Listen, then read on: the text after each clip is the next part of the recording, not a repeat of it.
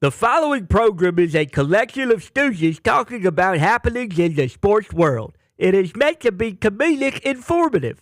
The opinions expressed on this show do not necessarily reflect the beliefs of their peers, their boss, or ESPN. There may be some cuss words because that's how humans in the real world talk. If you are young, please seek permission before watching any further. Hey, Why? let's go!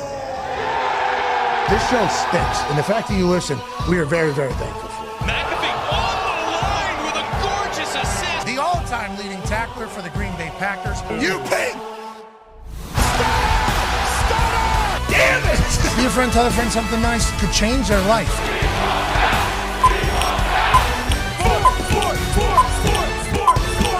Hello, beautiful people, and welcome to the Convention Center down here in glorious New Orleans. We are at Radio Row for Super Bowl 59, and this program starts now. Football! It is absolutely magical, and obviously, 2 days from now, we will be crowning a world champion. Will it be the back-to-back Super Bowl champion Kansas City Chiefs representing the AFC, or will the Philadelphia Eagles behind Nick Sirianni and the boys win for a city that is known for brotherly love, eating of poop, and climbing of greased-up poles? Will the Philadelphia Eagles be celebrating all over the city, or will the Kansas City Chiefs do something that no team has done in the modern era, which is win 3 straight Lombardis? It's a magical time. We're very lucky to be down here, and the energy is palpable. We are celebrating the sport. We are celebrating the league. We are celebrating the year, and we're celebrating breaking news as it happens. Congratulations to Ireland getting a home game next year, and obviously Leah got to be there, and the Toxic Table's here at Boston Connor and at Ty Schmidt. 9-year NFL vet Darius J. Butler is here. All-time leading tackler for the Packers is here, A.J. Hawk. 12-year Super Bowl champion A.Q. Shipley is here. One half of the Hammer, Dahn. Cowboys A.P. Tone is here, and I'll tell you what, you A.P. folks are certainly in the crosshairs right now. We will talk to you. But joining us now, ladies and gentlemen, from the Ireland comp of the NFL, McQuaid. Holy shit, it's McQuaid! It is McQuaid! The GOAT. Lads, what's the crack? How are we getting on? Lads, what's the crack? Hey, Ireland has an NFL game coming. You should be incredibly proud of yourself alongside the entire Pro Football Ireland crew. What you have done to champion the league, champion the sport in your home country, magical. And what's going to happen whenever the NFL goes over there is they're going to want to go back. Yeah. Oh, yeah. So congratulations, McQuaid. You've really done it this time. Hop, hop, hop, hop, hop, hop, hop. It's a hell of a celebration, McQuaid. How do you guys feel? I mean, how many booms would you give an Ireland game? 5? Yeah? 6, probably. I never thought, lads, thanks for having me on. I never thought I'd see the day in my life. I mean, I genuinely was saying out there, when you guys came to Dublin, I think that helped massively as well, because it showed not just fans, but it showed the league that big events, big shows can happen, and it can be controlled. And that was a great day's crack in Dublin, but what a day this is for the Steelers, the Rooney family, and for the NFL as a whole. And I totally agree. I think it'll set the standard internationally. I think it'll be a party to end all parties. Yeah, I think I appreciate you giving us a tiny sliver of credit. I think everybody saw. Yeah, they did. Hell of a crock. It's over there. Everybody's seeing the crock. Crazy crock of a day. But the hospitality, how everything's set up too. It's all like, we live in Indianapolis. Indianapolis is set up to host things. Dublin felt the same exact way. We could walk from everywhere to everywhere. And legitimately, the way the city shut down for Georgia Tech taking on Florida State, I can't even fathom what it's going to be for an NFL game over there, and we can't wait to see it. The party to end all parties. I mean, AP must be buzzing. You got to get over, man. 100%. Yeah, we're going for sure, right? Yeah, Tone's definitely going to be there. Oh, okay. I think one thing is really important as well, and it's important to say it. You got 32 teams in the league. 31 other teams don't have the links to the island or a links to a country like the Rooney family have. So for Dahn, the entire Rooney family, and the history that they've had, this is such an emotional but an important day for them. And I just can't wait to see the standard that they're going to bring it to, because I know already some of the things that they have that they have planned in store. It's just going to be epic, guys. It's going to be unbelievable. Ooh. And the Irish people are a people that will enjoy football. Like, if they, obviously rugby's huge over there, and soccer's huge over there, and rugby sevens, I think, is gigantic over there. There's a lot of sports over there. But them as a people, and this is not me just It is. I'm painting with a broad brush here. Irish people will love football if they see it. And do you agree with that? I think the more people that get introduced to the sport in Ireland, the more people that love it over there. Number 1 in the world in rugby, so I'm going to take that to the hill, guys, straight up. We're a sport in Ireland. We love sport. Gaelic football, I know you guys have featured hurling before on your top hurl. 10. Yes, what a snag. Oh, my God. Yeah, the lad. Hop. Yeah, it was great. It was great over there. Quite the crack. Yeah, it was quite the crack. Crazy crack. Every July, 82,300 people pack into Croke Park for that. And they're amateur sportsmen. They go to work on the Monday morning. We love sport. We love the passion of it. And yes, I think more and more people are being connected to it. Like my dad's like, oh, it's too slow.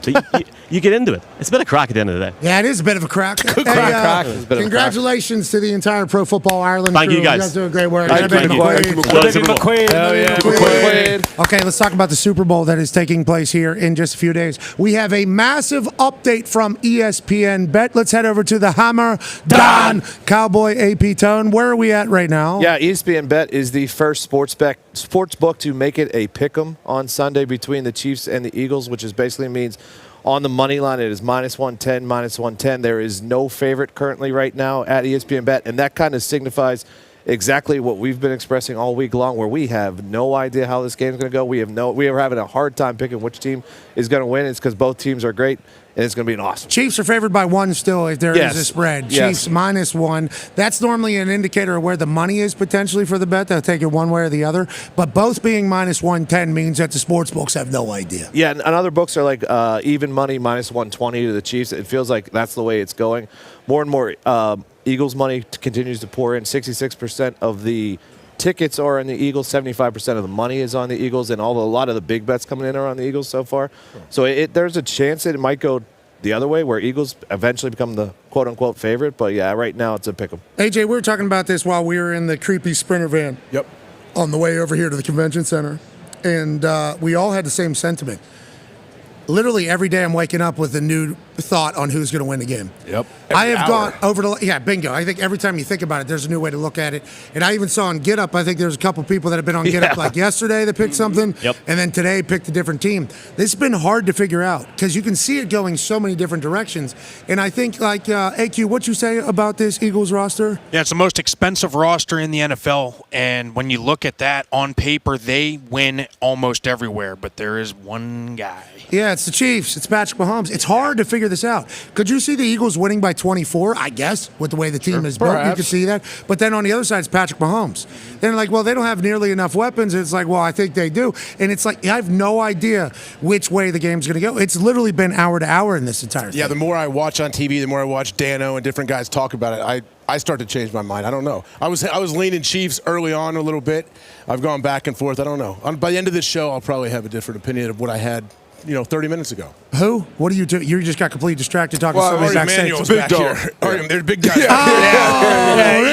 Really? He almost just walked out. That's kind of his move. He's going to jump surprise you. He did. Yeah, it was the whole thing. Yeah, That's kind of his move. He owns WWE. He owns everything, right? We're doing WWE's debut on Netflix from the Intuit Dome. And me and Cole are talking directly to a camera that is 2 feet in front of us. Literally. We are talking to the camera. Everybody in there knows we're talking to the camera. Ari just walks his ass into the thing, maybe even got in the ring, took a couple bumps. He'll be joining us, and I guess whenever the fuck he wants, but probably in about 30 minutes or so. Cannot wait to chat with him. With that being said, ladies and gentlemen, joining us now is a man who is from Pittsburgh, Pennsylvania. A guy who's an all-time great when it comes to spinning a football. Quickest release in the history of ball. Ladies and gentlemen, friend of the program. When he speaks, there's no flubs. None. Fucking Ever. Send it, ladies and gentlemen. Dan Marino. Yeah. And the man. Marino. God, it's great to see you, Paisan. God, it's good to see you. Paisan, I like your notes. Let's make sure we're taking care of us. What's that? All right. We got to put this on. Yep. Couldn't hear a word you're talking about there.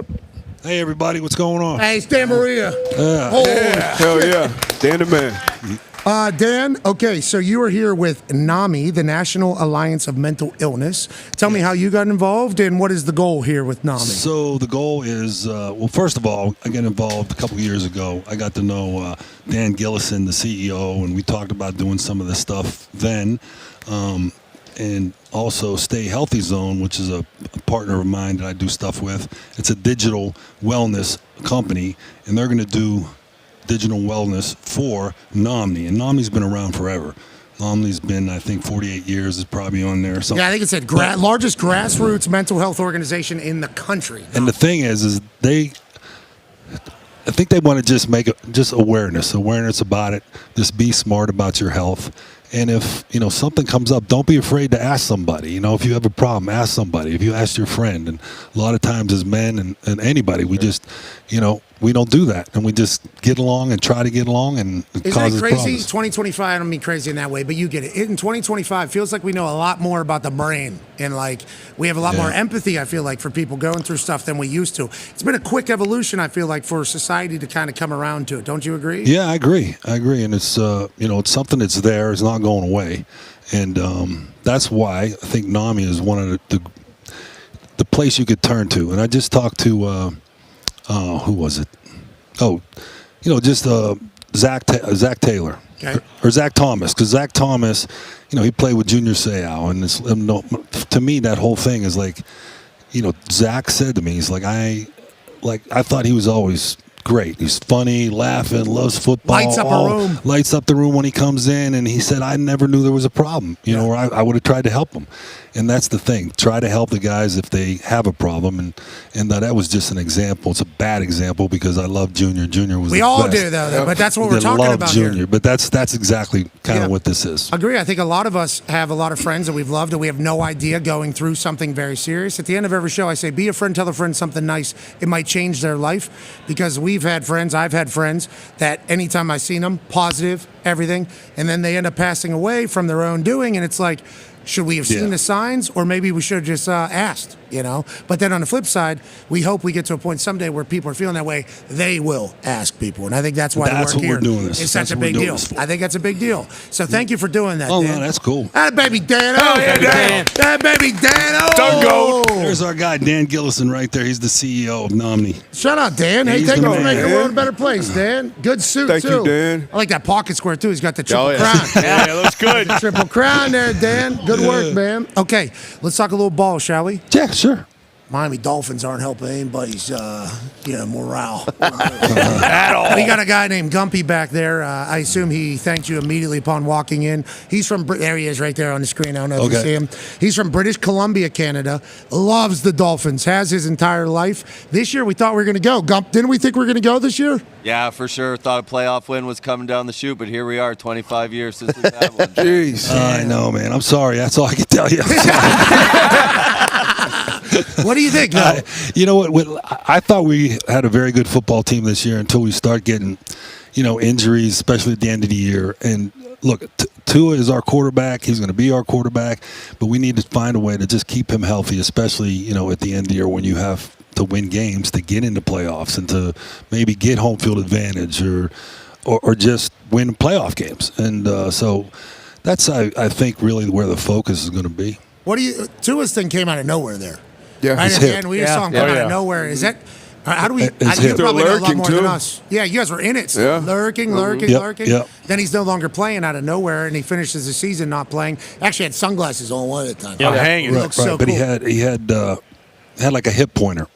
Okay, so he should be and good. it's just as far as throwing. I mean, he'll be good in the future, but like for those 2-3 weeks, he was struggling with that. Feels like you're around the team a lot, right? Enough, yeah. I'm around. Are you trying to get a little Pittsburgh in him, though, Dan? Yeah. Well, grit. They're saying team's soft. That's That's what saying the team's soft. Can't Dan. play in the Soft. cold. They're saying they're soft, Dan. Yeah, the Yinzers. We need more Yinzers. Amen. Listen, you ain't never lie. You ain't never lie, brother. AJ's got a question for you. AJ, what's up, man? What's up? When you look at this Super Bowl and you see Patrick Mahomes, Jalen Hurts, obviously, I guess what do both these guys do? Like, what have they done that impresses you? So, like, start with Mahomes. Obviously. Oh, that's easy. I mean, this is easy because, Mahomes may end up being the best quarterback ever. You never know because he's on a run right now and he's just amazing.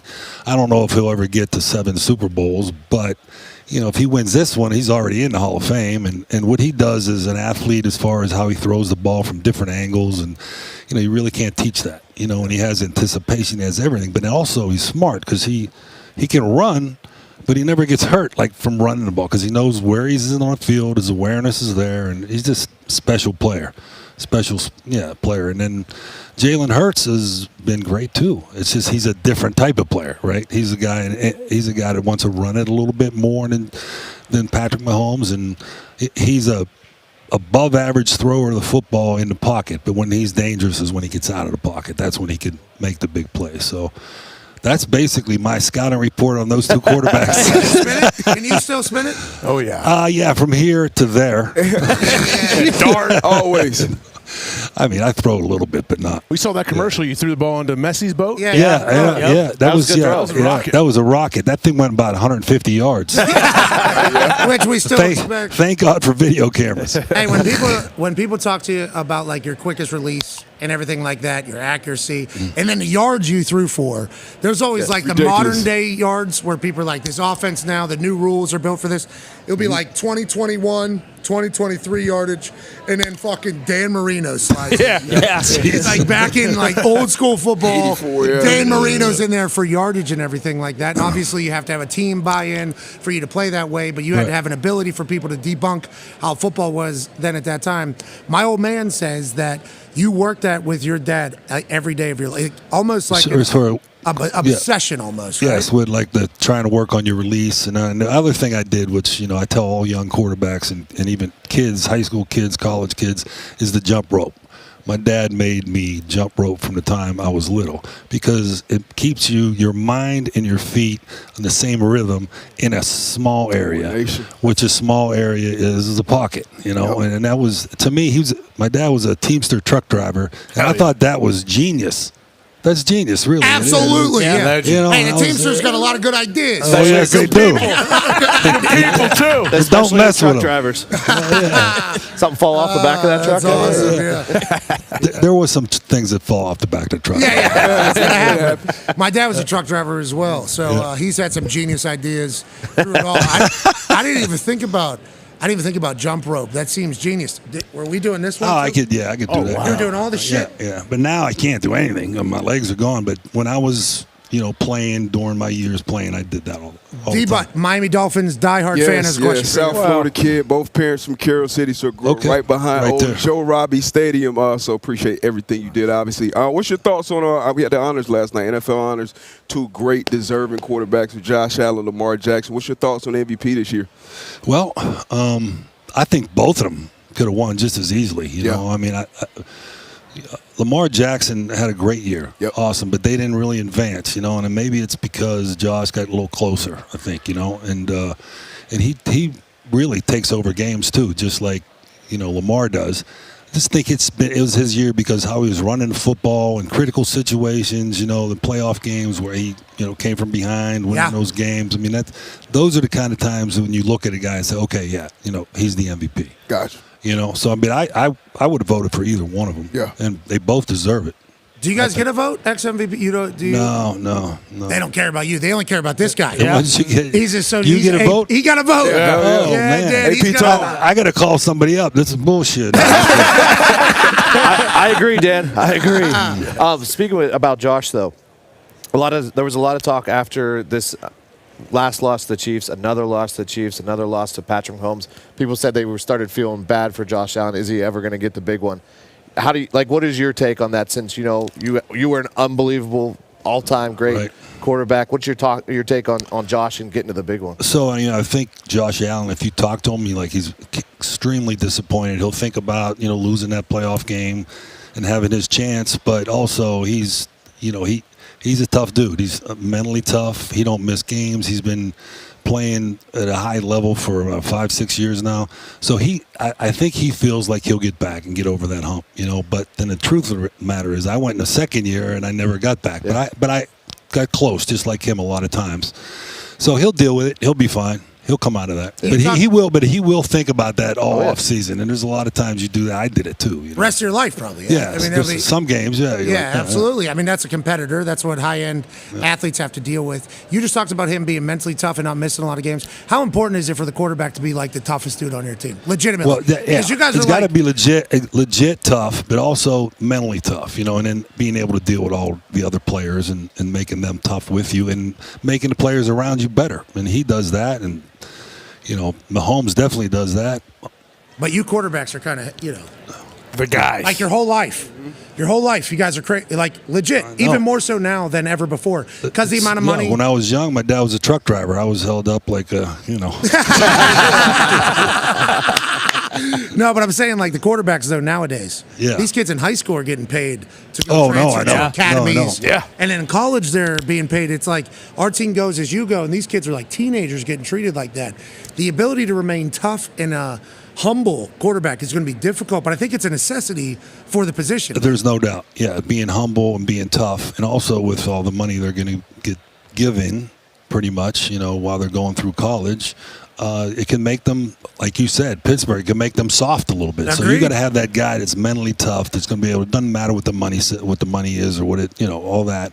That I want to play. I want to be the best person I can be for this football team. It's hard to find those. I think it's, You can't. I mean, that's yeah, like the it's hard. most important thing I think nowadays Yeah. when you're finding a guy. Like, hey, do you love ball or not? Yeah. Like I think that That's is a important. big deal. Yeah. Because these kids are being set up to be soft. You know, not bit. their fault. Yeah. Not their fault.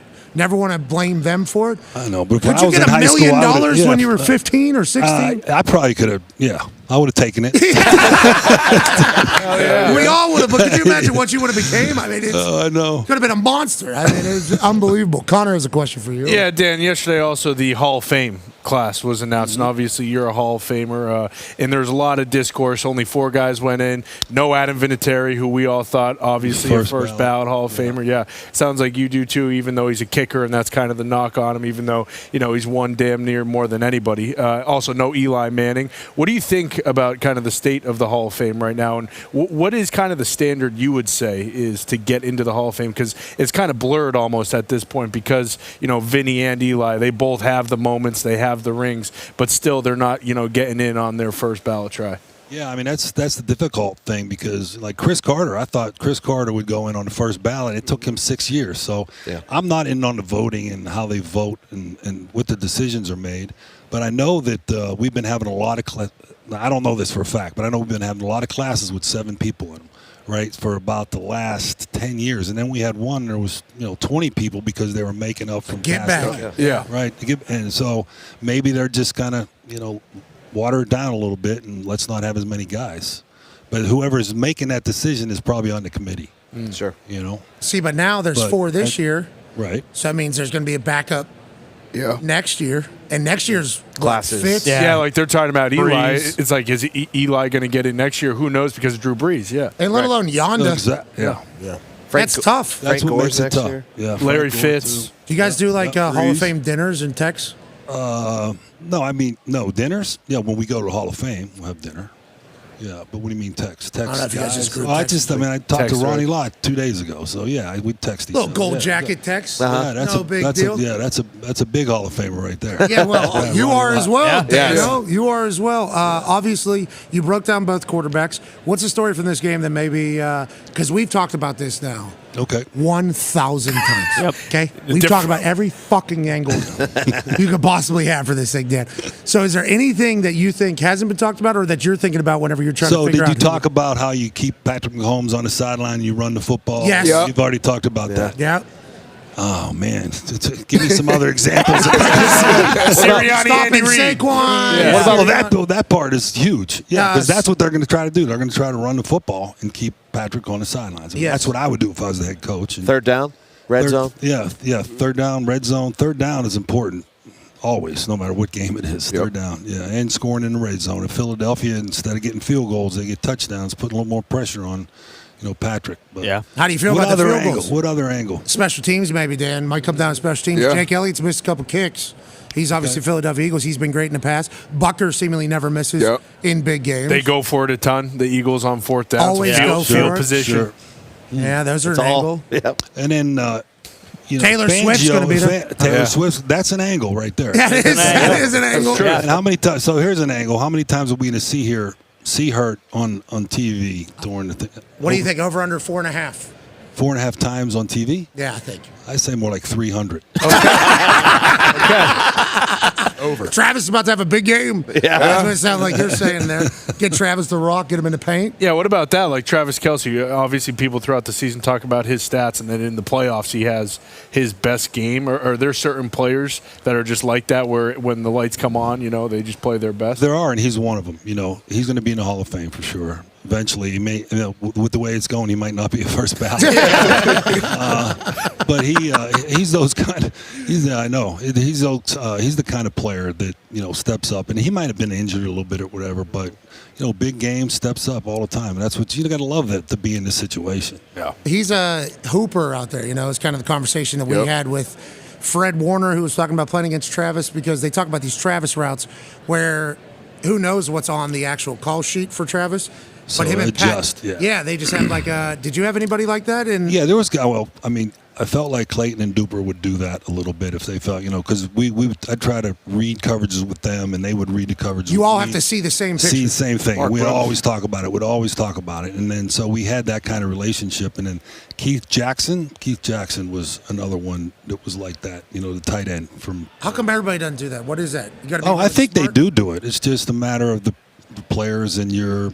I guess not only awareness in space of a secondary, but also instincts.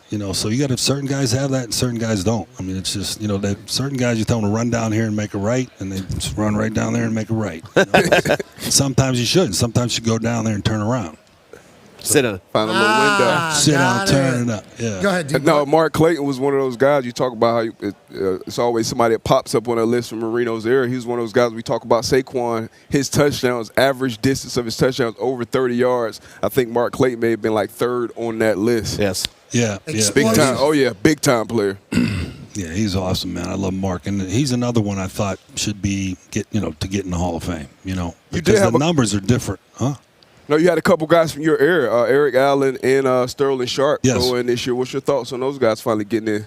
It's great. I mean, it's the biggest, besides your kids or whatever. I mean, that's the biggest day of your life and for your family's life is to get in the Hall of Fame because there's only so many guys that get in, and that's it. That's forever and ever. So that's, my thoughts are I'm so happy for them, and they're going to enjoy it and enjoy that day. There's levels to this shit, too. Yes. The Hall of Famers, like there's guys that make it in the NFL. Then there's like the All-Pros. Then there's the MVPs. Then there's the Hall of Famers. That's forever. We appreciate all the Hall of Famers for everything they've done for this league. Who are you picking to win? Kansas City. Wow. That was very quick. Yeah. Did you waffle at all? Have you waffled at all since it? Or I thought I want Philly to win just because I don't want to see Kansas City win. And a lot of Italians over there. Yeah, a lot of Italians. Pennsylvania. I'm Pennsylvania. So, yes, Philly. I want Philly to win, but I think Kansas City's going to win. Just because they do. That's exactly. And Patrick Mahomes, number 15, he's pretty good. The guy. Is. Good player. Will they ever be able to win in Miami? Legit.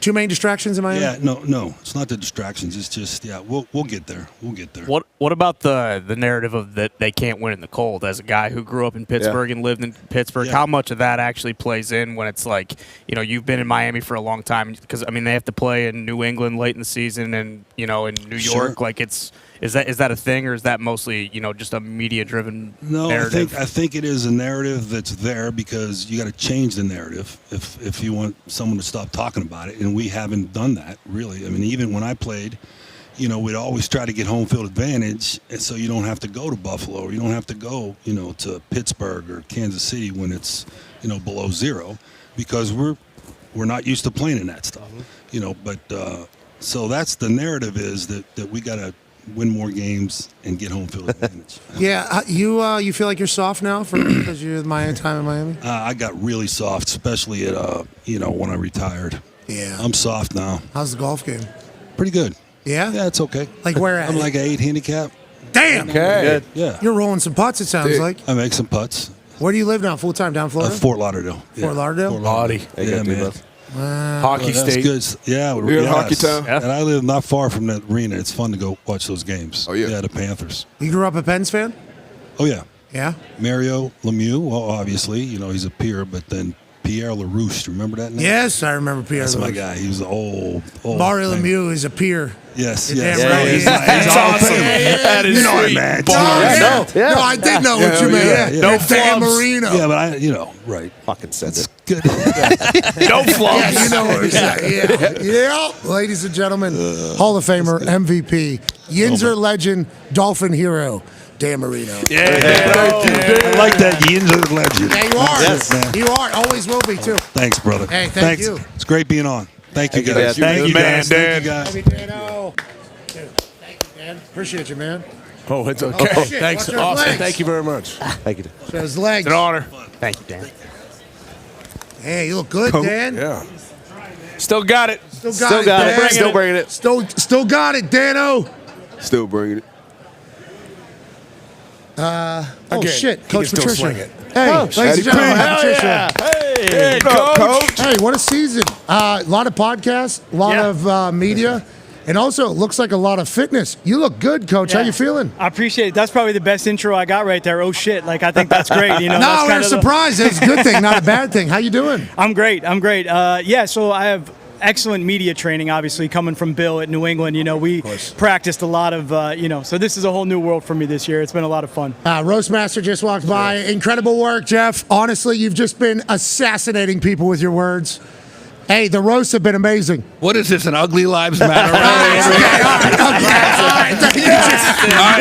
Thank you. Still got it. All right, I love you guys. Pat, you're the king. What is this, an Ugly Lives Matter round? That's good. Jeff, you're the man. That was fucking How many times sweet. do you think he's used that? Sorry, Coach. Sorry, Coach. Okay, so had a show with Coach, did some breakdown with NFL Films. What is the thought? Are we getting back into coaching? Are we doing media? What is the plan for Matt Patricia? Yeah, we're having a lot of fun doing media this week, so it's been great. You know, I can't get on your show, but I'm just saying, I'm on this side. You know, no, I'm just kidding. No, right now, media's been great. It's been a lot of fun, but we'll see what happens here in the next couple weeks. Okay, we would like to have you next year if you're doing media again. I'm on. Let's we go. had no idea you were going to be doing media No. this year, and then whenever we saw you all over things, we were excited for you and your Appreciate big it. ass brain. Are we still drawing up plays? Are we still Ticonderogaing? Have we let go of some of the old ways for this new life? What is new? Yeah. In your life? We're always studying. We're always coming up with different things. The pencil is that's on hiatus right now. So What are you doing? Are you running 10 miles a day? You look yeah, unbelievable. I appreciate it. No, a lot of you know what? Just as coaches, D-But, like we just wake up early and nothing to do, so work out. Boxing 3 days a week, doing a lot of that, which is fun. Yeah, boxing was fun. I used to do it when I was a little kid until I got hit. And those people know how to hit really hard, and I had headgear, and I was like, I think I need a new sport. This is not good. Virtual reality boxing, real deal. Oh, yeah. Yeah, you know what's great about that? Horrible to watch after you're done. Like your buddy's filming you, and you're like, I better never get in a fight because I'm going to get my ass kicked. This is No, you got to throw good. a big, heavy right. That's the game in the virtual reality. You got to throw a heavy right. Coach, you look For sure. amazing. Appreciate it. What are your thoughts on the game? Yeah, I like Philly. I think, defensive guy. You were there, weren't you? I was. So I just like what they've done this year, and I think it's going to be a great game. Obviously, it's really hard to bet against Patrick Mahomes and Andy Reid, but I'll go with this stat. Two teams in the Super Bowl that have had the number one defense and the number one rusher in the league. Philadelphia, see how they do, but the other one was the 92 Cowboys. So I got to go defense. Okay, I love that. AJ, you got a question for Coach? Yeah, what is Philly going to have to do to win the game? Like, obviously, not turn the ball over, all of that. But does Saquon have to have a monster day? Does Jalen Hurts have to be great? Like, what has to happen? Yeah, because Spags is going to try to stop Saquon, right? Yeah, you got it, right? That's the number one thing. Spags will take him away. He'll use some of his blitz packages to kind of, confuse the run game. He's got the run blitzes and then probably crowd the line of scrimmage for the passing game and make Jalen's eyes come down. But I think the biggest thing for Philly, playing against Mahomes is you got to defend the first play, not the second play. Don't let him out. Don't let him create. Kansas City's just, when you really look at him and why so many people are like, how are these guys winning? They're just winning in a different way. The early turnovers in the game, they just overcome them. But when you take a look at third down, they're tops in the league. When you take a look at the 2-minute drives and the calmness that, they go down and just methodically score, those are the areas you really got to focus on if you want to stop them. So I think Philly will do a good job on third down. I think that could shorten some of the drives that they have, and then those situational plays will come up big. D-Bud has the last question for you, Coach. Those gotta-have-it moments, flavor of the week. I feel like Philly, and especially when you get in the red area, you never know what they're going to pull out of their ass. What is it like preparing for KC in that red area compared to, I guess, the rest of the league? Yeah, and Andy Reid obviously does a great job down there, and his staff, they've got that really cool kind of Friday collaboration they do where they get those special plays that they look up and get that buy-in. But Andy coming from that West Coast background, we're always talking about defensively flat to the left, offensively flat to the right. Yep. But the thing that Patrick Mahomes has done is he's been able to flip all that. So now you got those two kind of flats either side you're trying to defend in the gotta-have-it situations. So that makes it really difficult. But, again, the extended plays or even just let Patrick run, you can't do that. You got to make sure you keep him in, and you got to get Kelsey. He's going to be the guy. All right, well, keep us updated on what you're doing. I appreciate it. So good to see you guys. You guys are the best. See you, Coach. We appreciate you, Coach. Yeah, Great man. to see you, Thanks Coach. so much. Ladies and Always. gentlemen, Matt Patricia. Take care, guys. Thank you. He knew Pete Carroll was going to throw that ball. That's right. Yes, he did. People still wondering why they didn't give the ball to Marshawn Lynch. Fools. Matt Patricia said, I knew they weren't. Practiced it. That's what we were ready for. Saw it in the dock. All right, ladies and gentlemen, joining us now, without further ado, I think this man runs the world. Yeah, pretty much. Every company that we do work with, he's in charge. Yep. Ladies and gentlemen, the man who was the inspo for the character Ari Gold, Ari Emanuel. Oh, yeah. Okay, they're Shout titles. They're titles, Ari. Learn the business. Jesus. How was dinner? Phenomenal. Dinner was good. It was. Learn the business. Yeah, okay, all right. Okay. You guys have arrived here. Look at Jesus, this. Look at this. We're the real deal, Ari. You guys are real now. What Ari's saying there about dinner is obviously we did not plan anything for all the boys. Sure. We have We cared about you guys, but didn't plan anything. Well, we got a lot going on, Ari. A lot going on. So, table for 20, Super Bowl week in New Orleans is not always easy. So I call Ari. I say, hey, do you know anybody down here? And he goes, and he hangs up on me. Then I'm in a group text all of a sudden with a bunch of people I don't know. And this person will take care of it. So then I call you, and I say, I'm not doing that. I've never met any of these people. Yeah. And then you chew me out for that. Yeah. And then all of a sudden, we got dinner at Doris Metropolitan. What a place. What a place. I think he thought I was going to make the reservation. Oh. I'm like, what? No, not you. I wanted you to give me the connection to call said person. But it got taken care of. Yeah, it was awesome. It was great. Lady named Nicole on your team took care of this. We had great food. So let's talk about your life. Okay. So we always just assume you're Ari Gold. Yeah. Now, Yes. after meeting you a little bit more, I think we are more in that belief. Yep. Yeah, definitely. That you are Ari Checks Gold. out. How You do guys only met me for 15 minutes. Yeah, but we we knew. We hear, they hear That's you. all it takes. We hear the phone calls. They hear you as well. You have been an agent your whole life, and then now you just buy everything as an agent still? Like, how would you describe who you are to somebody? So in 95, I was an agent for 4 years approximately. Before 95, I started the company Endeavor. Had an idea what I wanted to do. We're now in 2025. Worked out. Yeah. Okay, so Endeavor is an agency? Endeavor is an agency. It's a marketing company. It's a licensing company. It's a lot of things. Okay, and is Endeavor the head, or is now TKO the head? So we had Endeavor. Through Endeavor, we bought a bunch of companies. One of them was the UFC. Congratulations. Thank you very much. That's way to go. That's good. Goodbye. Hey, thank you very much. At the time, yeah. Even you were saying, like... Me? Yeah, you. No! That's not true. We're believers. That dude's overspent. No, not us. We would never say that. We're overspenders, brother. And then, we made the television deal, and then we took UFC and we merged it with the WWE. And when did you decide you're going to just start buying up these sports conglomerates? Because I think in the entertainment world, entertainment suits kind of stay in your world, and then the sports suits kind of stay in their world. Feels like you have legitimately, purposefully tried to get into the sports world, and I think it's because you're a sports fan.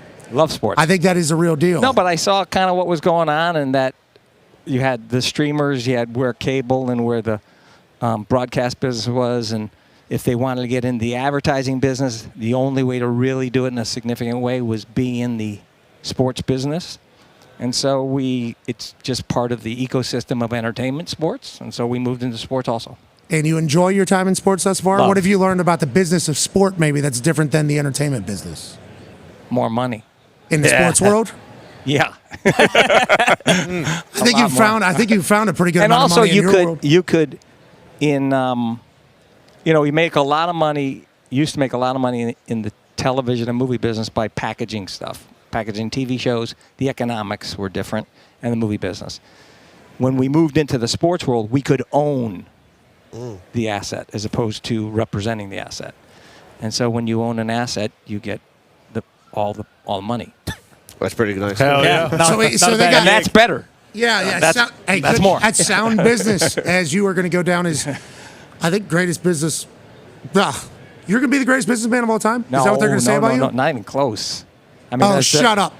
Who's You own above then? everything. Yeah, who's better I don't then? know how that would work. I don't know. There's a lot of people in tech that are pretty good.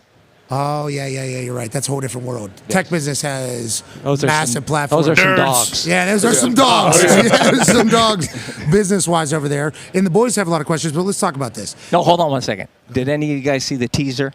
Yeah. Yeah. Principal P? He immediately turned into a movie star. He kind of calls me all the time. What do you think? How you thinking about it? Oh, it was unbelievable. That I got you to do that was pretty good. Yes, okay. Come on now. I put the old Ari Gold fucking... So you are lucky that we all grew up watching Entourage. Yeah. So, if you look at our show, it is, It's your entourage. Not Entourage, they're the crew. Everybody works, though. We're in the follow-up to Entourage as opposed to the first season. We're in when everybody has jobs and everybody's doing everything. Okay. But doing shit with your friends, like watching Entourage, that is possible. Okay, we want to do that. But Ari Gold was by far the greatest character in that show. Yes. Right. And, the way the business got done and the handled, and then the loyalty. At the very end, and the compassion and everything like that. Ari Gold was by far. So as I start hearing these rumblings of you being the one that they're at, and I got the first chance to get a meeting with you called Nick Khan.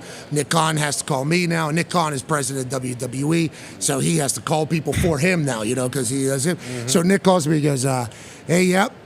Yeah, you got to go meet Ari Emanuel Super Bowl week. This was last year. Yeah. Super Bowl week last year. Is that what we I met? believe Vegas. Yes. Wow. I believe it was last year. Yeah. And Nick's like, "Hey, Ari Emanuel wants to meet you. When's that possible?" And I'm like, "I'm leaving on Friday." They're like, "Well, we'll do it on Friday then." It's like perfect. And I just start thinking. I think I tell the boys, I'm like, "I'm going to meet Ari Gold. I'm going to meet Ari Gold." Then I walk into that room and you're sitting there, and then you start talking, and it's like. This is fucking awesome. This is the guy. This is the guy I've been waiting for. I've been waiting for somebody to give Vince from the Mentos commercial. Yeah. And to be the biggest star on earth. Yep. That's like an actual agent, like an actual business person. I have massive respect for your business acumen and the way you view things, which is why whenever you pitch something to me, like a commercial for the NFL for Super Bowl, my immediate reaction is no. And normally that would be a forever no. Just want to let you know that. Nah, get the hell out of my face. But then if you continue to say hey, you should do this, and then Nick was doing the same thing, it's like, all right, let's do it. I want to let you know, thank you. But you liked it, right? I enjoyed it so much. I had so much fun. I'm going to tell you right now. Pete Berg said he's a natural. Okay. Yeah. Funny as F. Well, who's Peter Berg? He did Friday Night Lights. Okay. He's my best friend. Lone survivor, college roommate. Yep. Yeah. And then he just did American Primeval. Really good. Have you guys seen that? Last night. Incredible. Unbelievable. And he's about to do another movie called Mosquito Bow with the same guy that wrote Friday Night Lights, Buzz Bissinger. Yeah. Brian Grazer producing, who produced Friday Night Lights. He's going to be in it. What? Whoa. Yes, he is. You're going to be in a yes, movie? he is. He's going to be a sergeant in it. You're going to be It's in a movie? True story. He didn't tell us this. Yeah. True story. Yeah. World War II. We don't know if this is happening. No. This is happening. This is definitely happening. We don't know if this He's is already happening. called me on up the ticker. training. I Yeah. got my friend's father was a sergeant. Hey, listen, my friend from high school, but with that being said, as Ari knows, there's a lot of business that needs to be done. He's definitely doing it. Gonna be a movie star. Gonna be a big movie star. Yeah. Holy that guy's a big actor. And when you see the commercial, that character could be a movie. Okay. I'm serious. Like that too. Ted Lasso. Yeah, Ted Lasso has talent, though. That's a whole different animal. Well. I will say, first time ever acting, Peter Berg. Obviously, I knew who he was. I just asked you to explain to people who he was. So cool, so nice. Has reached out to me because he knew how self-conscious I was about it all. Because, boy, that could go really bad. Yeah, sure. Just being an actor, everybody can see it, bad actor. That's why we respect John Cena so much. Bingo. Because John Cena is such a good actor. And Dwayne. And Rock, good actor. There's a lot of people that aren't, that go out there and do bad. Natural. The game just had me be an asshole. That's an easy thing to do. AJ has a question for you, Ari. Yeah, you seem like you do everything. You own everything. Is there anything that you could tell us that you want to get into that maybe you haven't dipped your toe into yet in the business world, sports, whatever it may be? Well, we're starting to talk about boxing. Okay. And so we're going to. With Dana? Dana's he's been talking about doing boxing for a long time, right? We're kind of looking at that right now. And can you revive boxing? Where is boxing right now, I guess, compared to maybe 20 years ago? Well, I think he got the Ali Act that I think hurt it. Mm-hmm. Hopefully, who knows what's going to happen with the Ali Act. And then Dana's got a plan for boxing. We'll see. There's a lot of work, a lot of wood that's got to be chopped there, but we're looking at it pretty seriously. Hey, that would make sense with the TKO group. Obviously. Wrestling, fighting, boxing in there. Yeah. And I don't know how much is there a collaboration between those two companies with you, or are they just operating? The back office, we saved a lot of money and kind of got more efficient. There has been UFC fighters, as we know, that have gone to the WWE. Definitely. And there's been some WWE people that have fought in Europe, but that's not the norm. How about business-wise, though? Like when we go out and we make sponsorship deals or site fees in different countries and different states, all that stuff. Yes. Okay, because the boxing world, Nick Khan, the president of WWE. Yes. Dog, obviously.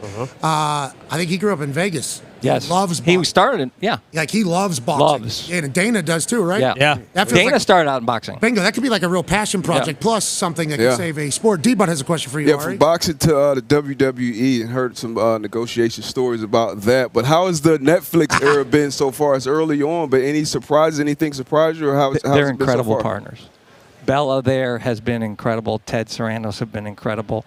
Shows performing. So we're thrilled. And I think they're happy. The numbers are up really good. So how's that go? All good. How's that go? How do you end up with Netflix? Because I assume there's other streaming platforms, just like in the NFL. Yep. Prime's getting involved in this entire thing. We assume it's only a matter of time for Google maybe does a little bit more with YouTube. They have a lot of money. They could probably get into it. X is going to start streaming things. How does Netflix become the one that the WWE goes with? And so I had a breakfast with Bella. Started talking about Who's Bella? Bella? She runs all of content and programming underneath Ted Sarandos at Netflix. Hey, Bella, you're doing a great job. Bella. Yeah. Bella. You're doing a great job. We here at the Pat McAfee Show love what you've done. We did a presentation to her, and then all of a sudden, it was first started talking about NXT actually, and then it just immediately moved to Raw. And over Christmas, a year and a half ago, or whatever, we're on a Zoom. It's all approved. We have to have a conversation with Ted Sarandos. He's in London seeing Stranger Things play. We get on the Zoom, Shapiro and I, right before Christmas and the Christmas holiday. He's there with his CFO. It all gets done. We hang up the phone. We do a jig. Yeah, absolutely. You and Mark Shapiro, that's a huge deal. Yeah. And it's changing the future for like shows like us and for other shows. Oh, yeah. How much of that do you, because you're old school agent, okay? I'm old school. You are old school. You've been around a long time. We watch a whole show about you. You're 100. Inspo, you're 100 years old. You're in great 64. shape. Okay, well, you look like... Okay. Great shape. Hey, put her there. Because I'm going to call from this asshole. Cold tub, hot tub, infrared sauna. Wow. Red light. Red light. He's got the ball, the ball to roll on the muscles. Oh, roll really? out the cramps. IT band. I said to him if he's going to be a movie star, got to get in a little shape. Okay. I'm comfortable. I'm comfortable. But there is reasons to do things, and that would certainly be the case.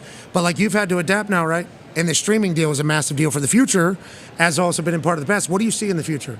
All these platforms are just going to continue to just... Well, you have linear falling off pretty... Still exists. Still exists. It's not going away.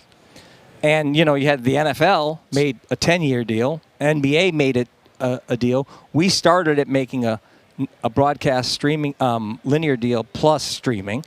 And I think that will be kind of the norm of it all. But the original premise in 95 was there's going to be a significant amount of distribution and content is going to be limited. The things that create content, you guys, the NFL, the NBA, us, WWE. UFC. Therefore, the value of those things are going to be more valuable with infinite. It's just supply and demand, and that I think it bodes well for people that create content. UFC, WWE, bull riding, all the things that we're doing, boxing, etc. So I'm feeling good. Yeah, it's content. You guys should be feeling good. We are. Oh, yeah. Yeah, don't you worry about that, buddy. You get that $5 billion deal done with the Netflix, and it's like, well, WWE just did a $5 billion deal. The NFL just did at least $1 billion deal. We're connected to all parties. Yes. We are also live. Yes. That is great. Every day. Thank you, Ari. Every day. Thank you, Hey, Ari, Ari. thank you for getting to sports, Ari. We appreciate you bringing the brain over there. Connor has a question for you. Yeah, speaking of sports, and you mentioned the NBA there, why do you think kind of the NBA and then the NHL, MLB is kind of a different story, but those two in particular haven't seen like the growth and success that the NFL has over the past You few mean on years? ratings or on Yeah, economics? on ratings, just on ratings. Because the NBA on digital, like we talk about all the time, Well, the clips do well. It's you have 82 games, and so what's important, kind of in that series. And I think Adam did a great job with the early playoff concept that he had. Yeah. You have 164 games in baseball. Go Cubs. So I think that's the hard part of it. Mm-hmm. But I think once people get comfortable, and you also had the local stations, the RSN. Once the Fox deal has problems, so they're cleaning that up. On the local markets, it's very good. Are they going to go direct the teams or not? So when you look, you got to look at the aggregate of the rating system, not just the national numbers. Yeah. So. How about the NBA? Let's expand on that a little bit. Luka Doncic is now a Laker. Yes. Yeah, you love the Lakers. Even Well, in Entourage. I'm a Bulls fan. And a Lakers fan. Come on, that's bullshit. I love that. That's the East dumbest Coast, thing West I've ever Coast. heard. Shut up. That's ridiculous. Who's talking to you? Yeah, that sounds like a little bit of bullshit. But with that being said, you're one of Can you say that here? Oh, yeah. Oh, yeah, I negotiated the deal. You can say those words. Okay. Yeah. There's a little bit. I hear a lot of In people. my family, if you couldn't use a four-letter word, there was no conversation. My family as well. Yeah. Yeah, that is a lot of things in a lot of people's convos, especially on the internet. So it's kind of an archaic model not to say words like shit, which are completely A-okay everywhere else, but somehow not on TV in the afternoon. Whatever the case, people are upset about that. Negotiate it into your deal. Boom. That is, just go ahead and do that. But the NBA, this felt like a work, didn't it? This felt like a work with the Luka going to the Los Angeles Lakers. Everybody feeling the same way about it. Shout out to Anthony Davis and Kyrie. We think you're a great basketball team. Honestly, I think it's that you don't deserve that. But Luka's 25, the future of the league, and he somehow just gets traded to Los Angeles. And then they get Mark Williams after that with unbelievable. So you're very pumped as a Lakers fan. What about for the NBA as a whole? I think it's great. I think, everybody was nervous about the trade deadline. You can't make any moves. This trade deadline was insane. Like, everybody was flying around. Rumors all the time. Everybody was paying attention to it.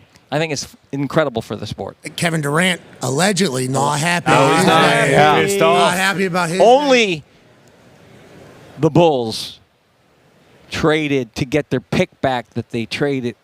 Yeah.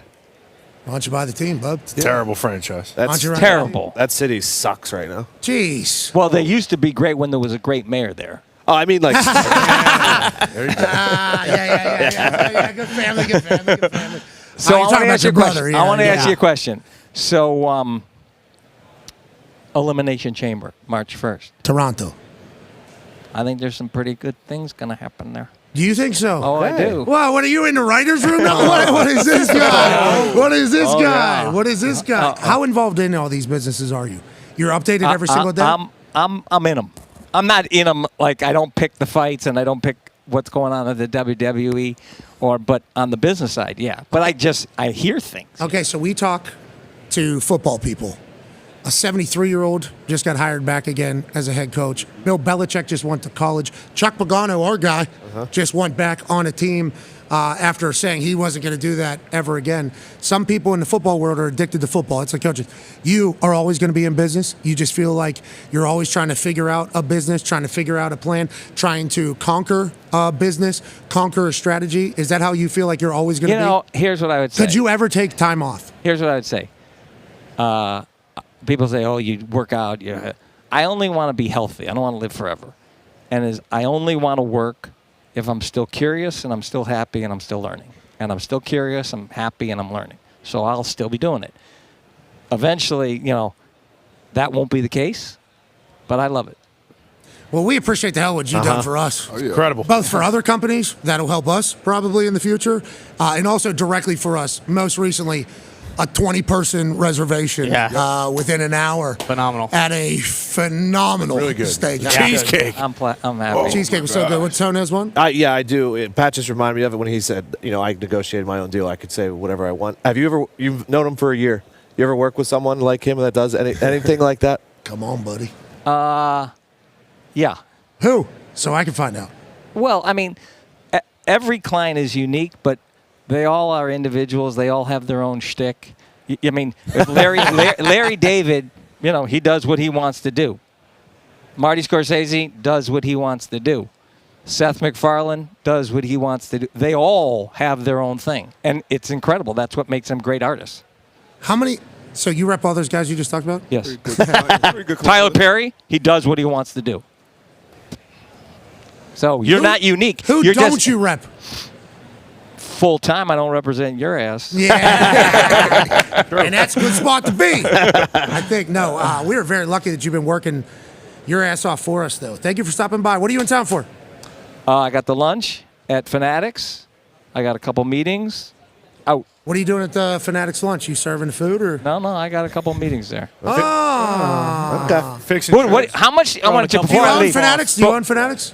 We have an investment. Yeah. Okay, there's a lot of people in the sports. You need to know this. A lot of people in the sports world not necessarily thrilled that Fanatics is the only option. Yep. And that maybe it doesn't get right because What don't they get right? A lot of stuff. Jerseys, A names, lot of customer complaints. People get Don't pissed, get 'em. man. Yes, sir. We got to get a list from you guys. We got to have a meeting. It's on Twitter. It's all, we can aggregate the information if There's you a like lot. us to, but it's out there. It's going to cost Do you think just because I'm a Bear fan, as you guys know? Yeah.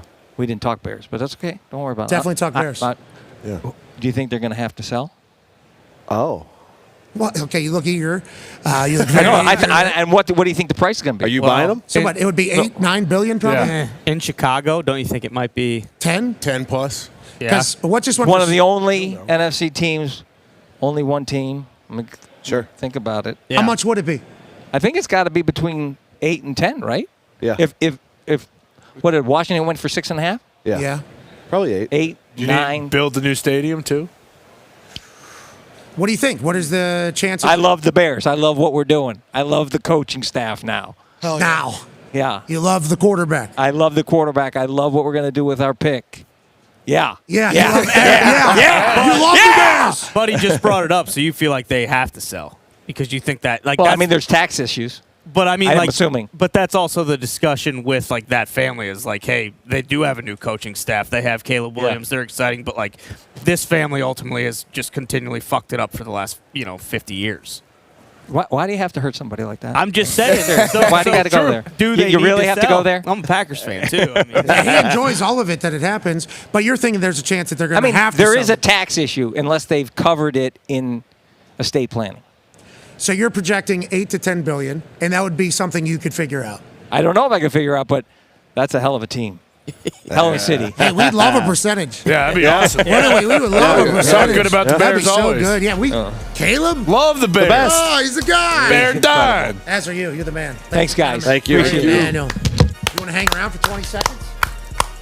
Hey, we'll be back on the other side with a really good show. Not as good as this guy is at his job, but a good show from Radio Row. Be a friend, tell a friend something nice that might change their life. We're back on the other side. Cheers. We have an opportunity to give away $75,000 to a kid named Daniel Villasenor. Absolutely. You're a sophomore, correct? Yeah. What is your major? Civil engineering? Okay, so what's that mean? What is civil engineering? I don't really know. Have you ever kicked a ball before? I have. When? Were you a soccer player? Soccer player, yeah. Okay, how were you at kicking soccer balls? Pretty good? I was okay. I was good. Have you ever said anything negative about football kickers? Maybe once or twice. Daniel! Damn, Daniel! We don't need that! You make a field goal here from 33 yards uphill. You're the civil engineer. You'd have to tell me, I think it's about a 40-yard kick. If you're able to do that, we will give you $75,000. All right. He's got no laces. Yeah, what do we got going here? Can we get a shot of shoes? What time? Hey, a shot of the shoes. Daniel showed up in his Vans with no laces. What time did you get here for this? About 11:40 last night. You need a lot of power. Good luck, Daniel. I'm not feeling it. Not feeling it.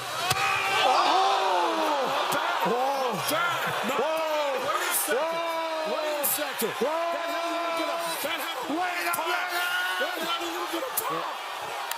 Just like everything this morning, that was a surprise. We did not expect that. Let's go. We got to do one more shot. One more kick for $100,000. You got this, dude. Let's go. How about this, Daniel? How about this, Daniel? Not only is this one for $100,000, if you make it, we'll add another $100,000 to the $500,000 donation we're about to make from College Game Day to the hurricane relief. It could be $600,000 if you make this, with $100,000 going into your pocket. Daniel, this is bigger than you. Let's make a kick. Way to overcome the shoes here. That was a heck of an effort. Come on, you got this. In Berkeley, California. You got it. Oh!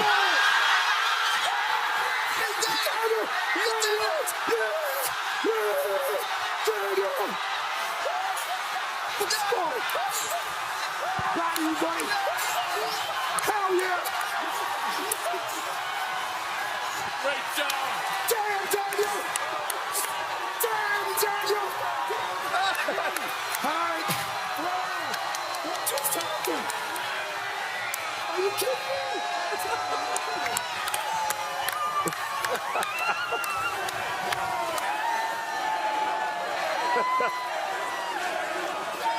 It's fun, man. 11:40 he was there. I know. $600,000 to hurricane relief. $100,000 to Daniel. What a morning in Berkeley. Way to go, Daniel. The following program is a collection of stooges talking about happenings in the sports world. It is meant to be comedic informative. The opinions expressed on this show do not necessarily reflect the beliefs of their peers, their boss, or ESPN. There may be some cuss words because that's how humans in the real world talk. If you are young, please seek permission before watching any further. Hey. What? Let's go. This show stinks, and the fact that you listen, we are very, very thankful for. McAfee on the line with a gorgeous assist. The all-time leading tackler for the Green Bay Packers, UP! Damn it! Your friend tell a friend something nice could change their life.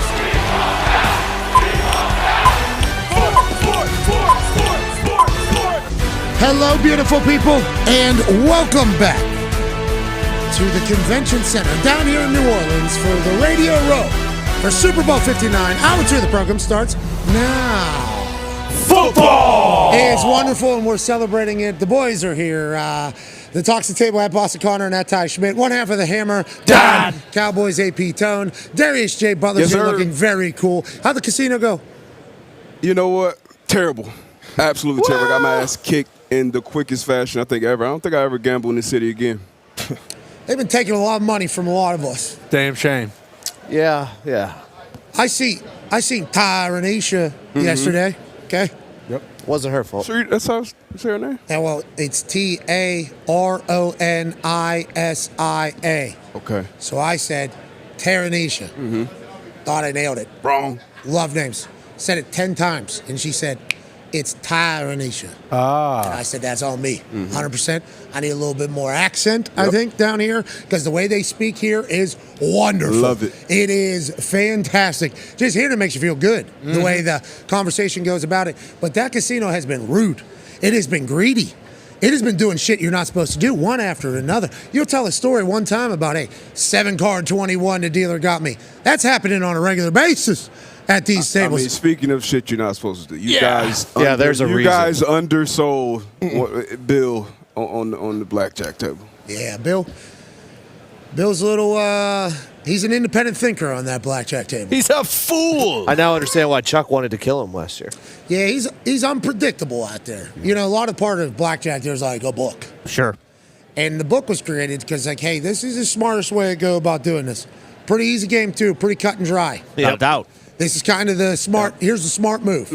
Now you can venture off the trail a little bit, depending upon how you feel. You know, if you have a pretty good read on maybe what cards are left, which I'm not saying you count cards, but if there's a lot of faces coming early, you got to think to yourself, late, what's coming? Is it going to be a bus card or is it going to be a small card? So you can kind of feel. Sure. You can kind of feel. You can start kind of feeling things a little bit, but you're trying to stay on like a hey, this is how the game is played path for the good of everybody. Yeah. Right. Yep. Yeah, Bill doesn't think like that. Bill's like, hey, listen, this book, bullshit. These rules, I don't like them. He didn't want to even hit on a single digit. He had 8. And he stayed? Like just a regular 8. Like, So I'm going to stay. Yep. He thinks like a serial killer, guys. I'm going to stay. Didn't want to bust. Now, we tried to tell him that any card could come, and he would still be in the hand. Sure. Which we liked that. He was trying to stay in the hand. You know, because every once in a while, there'll be a bus card out there, 4 or 5 or 6. And Bailey's like, you know what? I'm at 15. Let me go ahead and let me. Yeah, bingo. That happened too. Come on, let me get one. Don't need to be doing that. Their hand's probably going to bust, Bill. This isn't about beating their number. It's about beating them every single time. And if they're going to bust, let them. We just stay alive, Bill. Okay, you got it. 4 comes around. Bill, this is when we want to eat here. Okay? Yep. This is when you want to really do it. Bust. Bill busts out. Okay. As he should. Bill busts out. Dealer hits 21. The man stayed on an 8. I almost flipped the table. You did get up and leave. But I would like to let the world know that those cards could have went our way still with Bill messing up. Sure. But they definitely didn't. No. And we lost every hand. No. It was unbelievable, truly, what these casinos have done for us. But I say the times have been magical. The boys have enjoyed it. AJ Hawk, obviously, you won a Super Bowl. We've covered a bunch of Super Bowls. What are your thoughts on New Orleans thus far as the host? New Orleans is pretty sweet. I mean, obviously, it's a little unique, a little different than what Phoenix, Las Vegas we've been the last few years. But New Orleans has its own feel. Like walking to dinner was pretty cool last night. We walked across. Like I think you mentioned, it was like a movie set. A couple different French times. Quarters, I think. Yeah. Different areas, like all the cool buildings. Like New Orleans is cool. Like it has its own identity. I enjoy it. I don't know how. Yeah, I mean, it would be much different living here as opposed to coming here for 3, 4, 5 days. But it's cool, man. I like it. I like the vibe. It's a host city. Yes, for sure. You know, that is definitely what it is. They want you to come and have a good time. Yeah, I was trying to ask people where we were because there was even like a Tostitos chip and sip. Yeah. Like little Super Bowl party deal. Party, yeah. Snack town. Outside. Which in the middle of like the French Quarters area, I guess is where we were, which is a movie.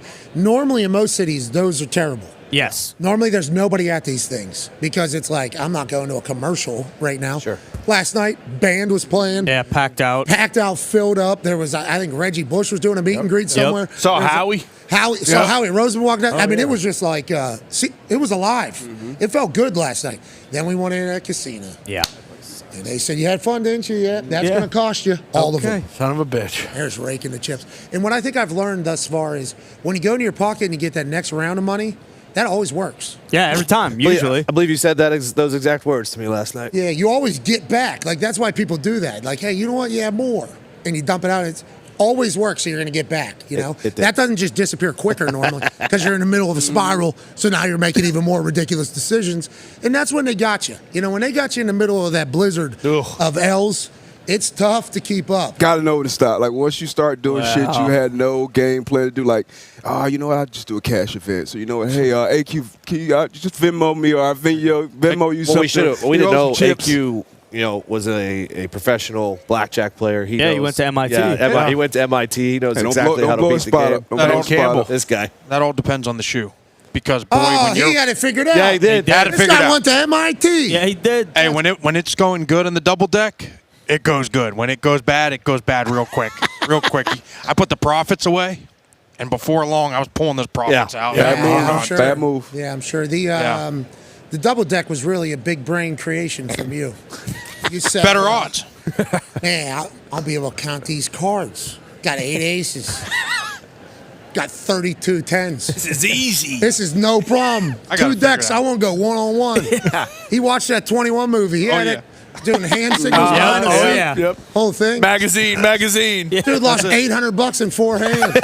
He thought the numbers were right. They couldn't were get to the ATM quick enough. Dude. Yeah. It's hard. It's a hard game. That's why I like Dana, how he wins. and like he gets kicked out of places, is like that dude actually has to count these cards. Yeah. And like if you are counting the cards, I don't know how you do it. There's so many things you got to keep track of. Yeah. I've not figured out blackjack yet. No. That one is a. Well, Dana leaves. Dana says he's like, hey, I live in Vegas. I'm not just popping by. If I get up $800K, I get up and leave, and I get out of there instead of staying and giving it all back. They want you to stay. Man, I wonder if that's why all the casinos kick them out. Probably. Oh, that's okay. Yeah, just come by once a night. Yeah. I don't think so, pal. Deposit 2 hands. $750. Yeah, it is such a good game though. Like Great when the times. vibes are high, we Yeah. had probably one good deck at our table, and when like everyone's celebrating, everyone's winning, we went in with a plan like, hey, we're sitting on 16, we're not hitting, and when those kind of work out, it was It a good worked for plan. a whole shoe. It worked for an entire deck. It was incredible. We're There was all like, gonna play like assholes. It's got to be consistent. I mean, this is exactly. It's the consistency, and when you get someone who's hitting when the dealer's showing 4 and they have a 15 or a 16, that's when it becomes, hey, what's this asshole doing? But if we're in it together as a team, then at least we're all assholes. And staying on 16 whenever a dealer potentially has a made hand already is just as bad as taking a card,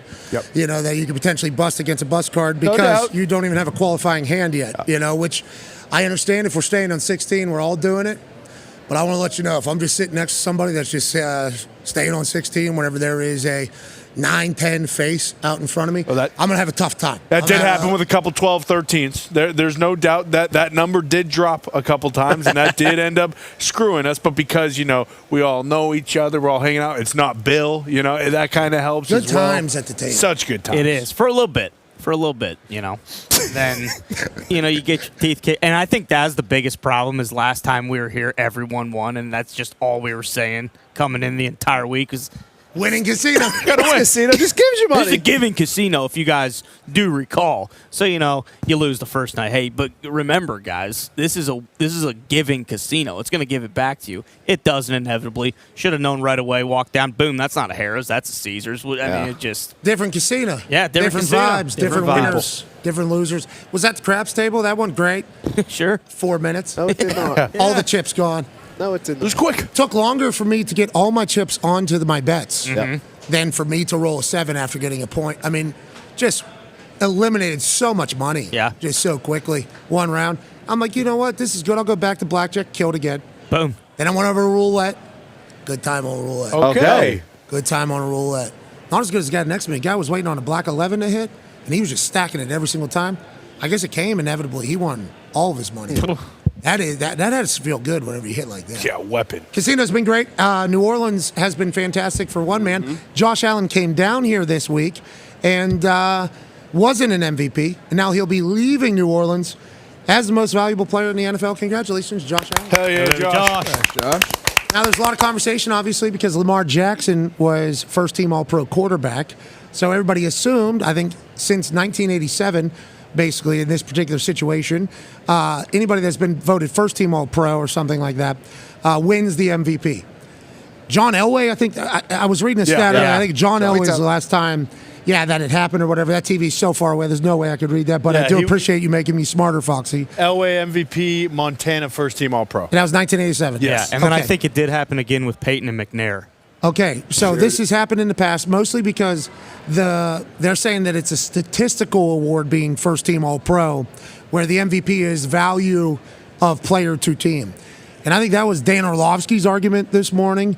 It was also the conversation all year with the guy who has the AP vote for our particular program, which people in the AP were not happy about us getting a vote. No, they were not. But now the whole world basically knows who all has votes. Fascinating. I wonder if there was an uproar amongst other decisions that were made. But you guys were voting for most valuable player. We saw your entry form, and you had Josh Allen as MVP. Why was that the case, and how do you think the awards went last night? Yeah, I mean, I think I was shocked that Josh Allen won the MVP, even though I voted for him as MVP because of how the AP went, or how the AP went. I also had Josh Allen as my first-team quarterback in the All-Pro, so I was not one of the voters that decided to put Lamar as first-team All-Pro and then vote for Josh as MVP. It's not a statistical award. The MVP is not. We learned that last year when Dak had the best statistics in the league for a quarterback, and Lamar won because Lamar's season last year was the most valuable season, even though his statistics were not the best. And then I thought this year is my first year voting. we had a lot of talk at the beginning of the season that the Bills' window was closed. They were done. They lost their receivers. They lost their safeties. They lost other guys off the defense. The window was closed for the Bills, and they didn't have a chance. And then Josh put the team on his back. Khalil Shakir was their number one receiver. And coming into the season, people are like, you can't win with that as your number one receiver. And I thought Josh just did so much to carry the team. Not that Lamar didn't. I had Lamar as my offensive player of the year because the year he had was historic as well. So I didn't want Lamar to be left out completely because of the season he had was unbelievable. But I just thought Josh did more with less. Josh had 40 total touchdowns. Lamar had 45. So, yes, statistically, Lamar was a little bit better, but I just thought Josh did more with less. I thought he was the more valuable player in my eyes. Okay, I think that's an okay vote. I think so. I think that's an okay vote. And if we look at your ballot, you actually, I think, had it exactly how it ended up tallying up for the scores, because you get a certain amount of points for first place votes, a certain amount of points for those other votes, and how everybody had it was either Lamar or Josh. Except for Lamar or Josh. one guy. Yeah. Well, of course. Who? I can't remember the guy's name, but he had Lamar fourth in MVP voting. I don't know who the guy is. I can't remember it off the top of my head. Something Miller. That's probably. I don't understand how that happens. Vote. Yeah, absolute foolish. In the Hall of Fame too. Let's not even get into that. But I think it's just a good sign how good ball is right now. Jamar Chase, no one's talking about him. He had one of the best seasons ever for a wide receiver, and he won the Triple Crown. It's some people just had better years, and I feel like it's great that we get a Lamar and a Josh in the same decade era of the NFL. Yeah, I thought Lamar was going to win it. I was watching the show live, very surprised. Now, a lot of things happened during that show. Sure. A lot of things happened in that Jelly show. Roll. Yeah. Jelly Roll and Snoop. Is he signed a new deal yet? Yeah. 3 Tech. I think they're going to get him. Hey, Jelly Roll's losing weight. Oh, yeah. Hey, Jelly, we're happy for you, man. Oh, yeah. And also Jelly getting in full uniform on the stage. Sweet. Unbelievable commitment. He had to be laughing so hard at all of that. Yeah. Walked out with the helmet on. Took that thing off clean, too. Yeah. Took that thing off clean. Jelly and Snoop taking a shot, just stating a fact, I think, about Coach Belichick's plus one. Sure. By his lady friend. Mm-hmm. She had a Super Bowl ring on. He had a bunch, too. Yes, he did. He had a lot of Super Just Bowl. reminding people. How about him going out there and just doing his thing? How about Kevin O'Connell winning Coach of the Year? Yeah, hell yeah, OC. He said, it's pretty crazy to receive this award from the guy who drafted me, and then also the greatest of all times, Kevin O'Connell. Give a shout out to Bill Belichick, who was up there. So congrats to KOC. Great jawline. Great work as a coach. Mm-hmm. We saw that video of him chewing out his team. Yeah. Or heard that video of him chewing out his team. I like that. I like the way Justin Jefferson is able to work his ass off for whoever. He's their superstar wide receiver. He'll block. He'll get after it. He'll have 180 yards. Who's the quarterback going to be? Doesn't matter. I don't think so. That's the real question at this point. Isn't that crazy? That's probably why he won Coach of the Year. Great coaching.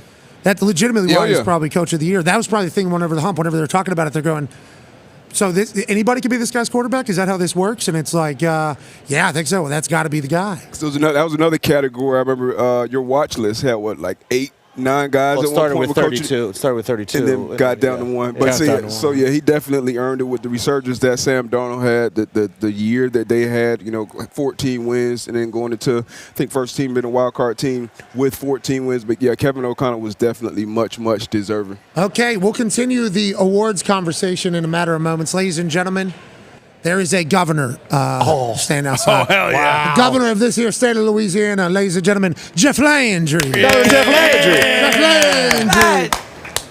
Thank you, Pat. I want to come here. I think you should set your headquarters right here. Right here, Check it full out. time?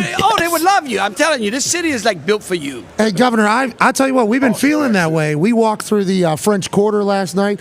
We had dinner at Doris Metropolitan. And then we walked back, and the casino's been beating us, Governor. I will say we got to get our revenue. We got to get our revenue. Okay, tell me about the state and why it's such a good hosting place. And what is New Orleans going to show the world here this weekend? Well, look, first of all, I want to thank y'all for giving me just a little time to have some entertainment. I don't get to just listen. I just enjoyed it. I did not get to do what many fans get to do and just sit here and watch a show like I would love to. Man, that's dope. Because we got so many things. So thank y'all for entertaining me for a little while. My wife will absolutely love that. Look, I can tell you what we have worked on was to make sure that the city was ready to welcome the world. Because quite frankly, when you have a Super Bowl, you welcome the world. It is a greatest show on earth.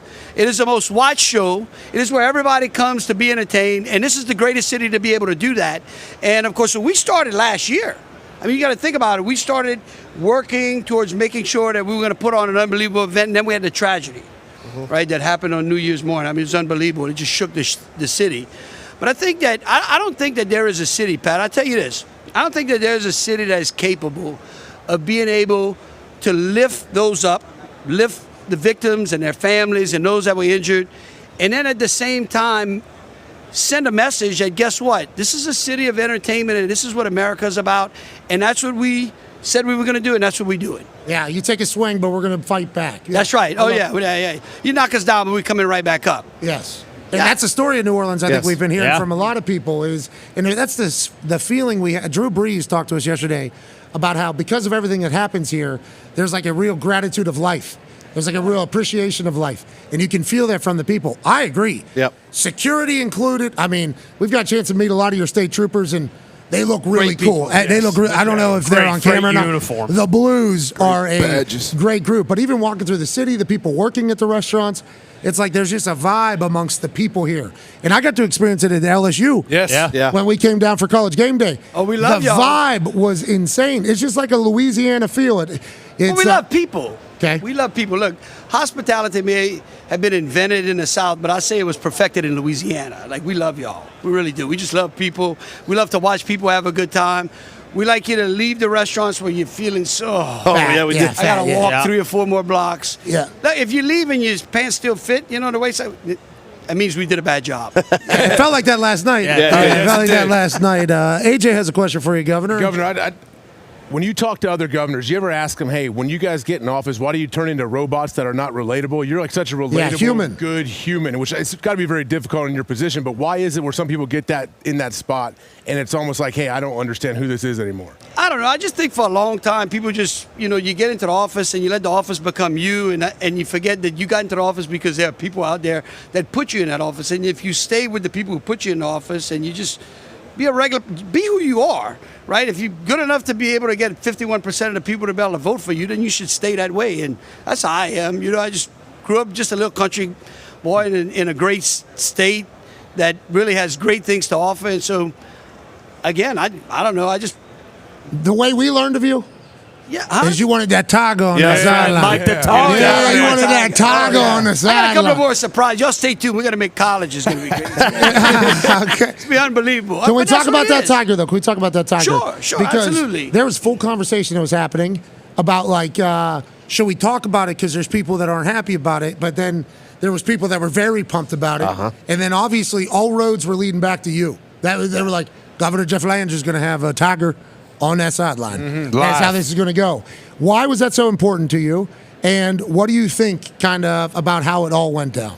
Well, look, I'll tell you this. You talk about governors. There's a great governor, Jim Pillen from Nebraska. Sure. All right, he played football for Nebraska. He was a defensive back in the late 70s, early 80s. And about 5 months before, we were talking about putting a tiger on, I ran into Jim. And he's telling me, he says, all the years I played in Nebraska, he said my most memorable game was as a freshman going down to Tiger Stadium. He said they would park the cat outside of the visitors' locker room. He said, I know they'd poke that animal, he'd be growling. This is the most intimidating thing. No, he's telling us that. Pat, this went on, and I was a child back then, right? Nebraska. You remember Nebraska football? Yeah. Maybe not you. You weren't born yet. I'm black shirt. But so Jim's telling me this, and he's like, it's the most unbelievable thing. He said, and as a child, I remember you put the cheerleaders on top of the cage, and they'd roll the tiger around the stadium. Everybody would go wonderful. It became like this family event, and in some kind of way, we felt like we couldn't do that anymore. And it's just ridiculous. And so I said, you know what, we're going to bring that back. And so, Alabama has got we don't have a good record against Alabama in Tiger Stadium. I think they're like 22-4 against LSU in Death Valley. But I'm 1-0 against Peter. And so I'll take that. Okay. Yes. Yes. They were coming after you. And there's zoos that have tigers, and I see what would that be called? Sanctuary. The sanctuary that's down there for the tiger. $5 million you pay for that. $5 million. Yeah, that's what he's saying. Yeah, we're taking care of this tiger. We are. Look, I tell you this. When we brought this tiger in, this lady that we got this tiger in. Yeah. She would get in the cage like this cat was like, it was like a big house cat to her. And then, I'm all nervous. All the pressure y'all put on me. We get the tiger. We would never. I was doing the journalism. tiger into the stadium.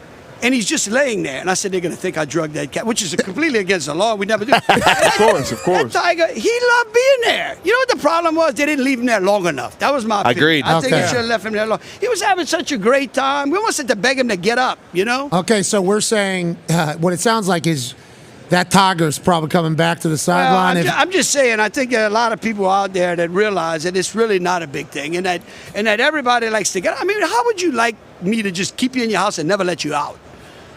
I wouldn't like that. Me neither. I'm just not built for that, me neither. So look, and Colorado has a buffalo, the Longhorns. We just got the Tigers. You're taking care of the tiger too.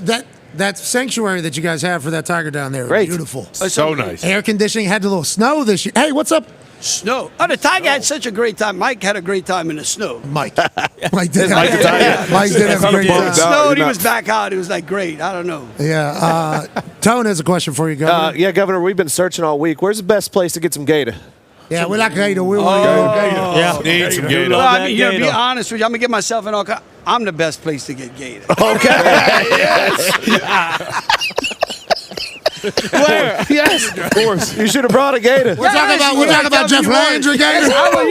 You just send me. I'm going to take care of you. Thank you. Okay, so hold on. How do we eat gator? If we were to eat gator, right? Is it like a po' boy, gator po' boy? One bite at a time. Okay, I like that. Is it like a steak? Is it? How do we? You can have it any kind of way. Fried grilled, gator. Fried grilled. Yeah, great. Grilled gator. Yeah. We had octopus yesterday. You need to come gator hunting with me. That's what y'all need to do. We heard about it yesterday. You guys go out would love to. Yeah, but gator's great. We'll get y'all some. Thank you.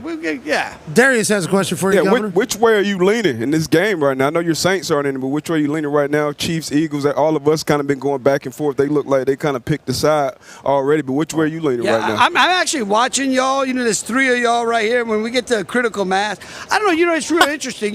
There's part of me that's like, you'd love to see somebody be able to do it 3 times in a row, right? It's like because that's what records are meant to you hold a record and you want somebody to break it. And, of course, you got the Philly story. So, I don't know. I'm not there yet. I tell you check back with me Sunday morning. Sunday morning. Where will you be watching the game from? From the box. I got a ticket. My wife governor of the state. I gave my wife, too, and she was kind enough to want to take me. Okay, I like that. I appreciate it. We're going to be there with, the big guys coming. Yeah. The president. The president's coming. You know what's crazy? This is the first time that a sitting president has been to a Super Bowl. And I was like, there's no way. Like 59 Super Bowls. And I know I've seen presidents like flip the coin and something. I guess it's when they leave. But first time. Yeah, I didn't expect to read that either. I don't think. Yeah. That changes security plans, right? But we already were safe. We're good. We put him right in. Yeah, so it's not a problem. That Alabama, when he went to that Alabama game, yeah. I got a chance to kind of hear about the setup. It's like, because of what happened in Butler, Pennsylvania, right. There's no. And once again, New Orleans is the right place to be. We here. We thank y'all so much. Really do, Pat. Thank y'all for being here. Yeah. Thank y'all for loving the city, and can't wait for a great game. Can we loosen it up a little bit at the casino? Please. And give them a call. I'm going to call the boys and say this. We appreciate you, ladies and gentlemen. The governor of Louisiana, Jeff Landry. Yeah, Governor. That's governor of Louisiana. Legend. What a rocket ship. Gator. The best place to get gator now. Jeff Landry. Yeah. Boom. I got to get you go gator hunting. Listen, a lot of people knew it wasn't that bad for the tiger. Yeah. Mike loved it. He loved it. Mike loves the snow. Mike loves the snow. Told the story.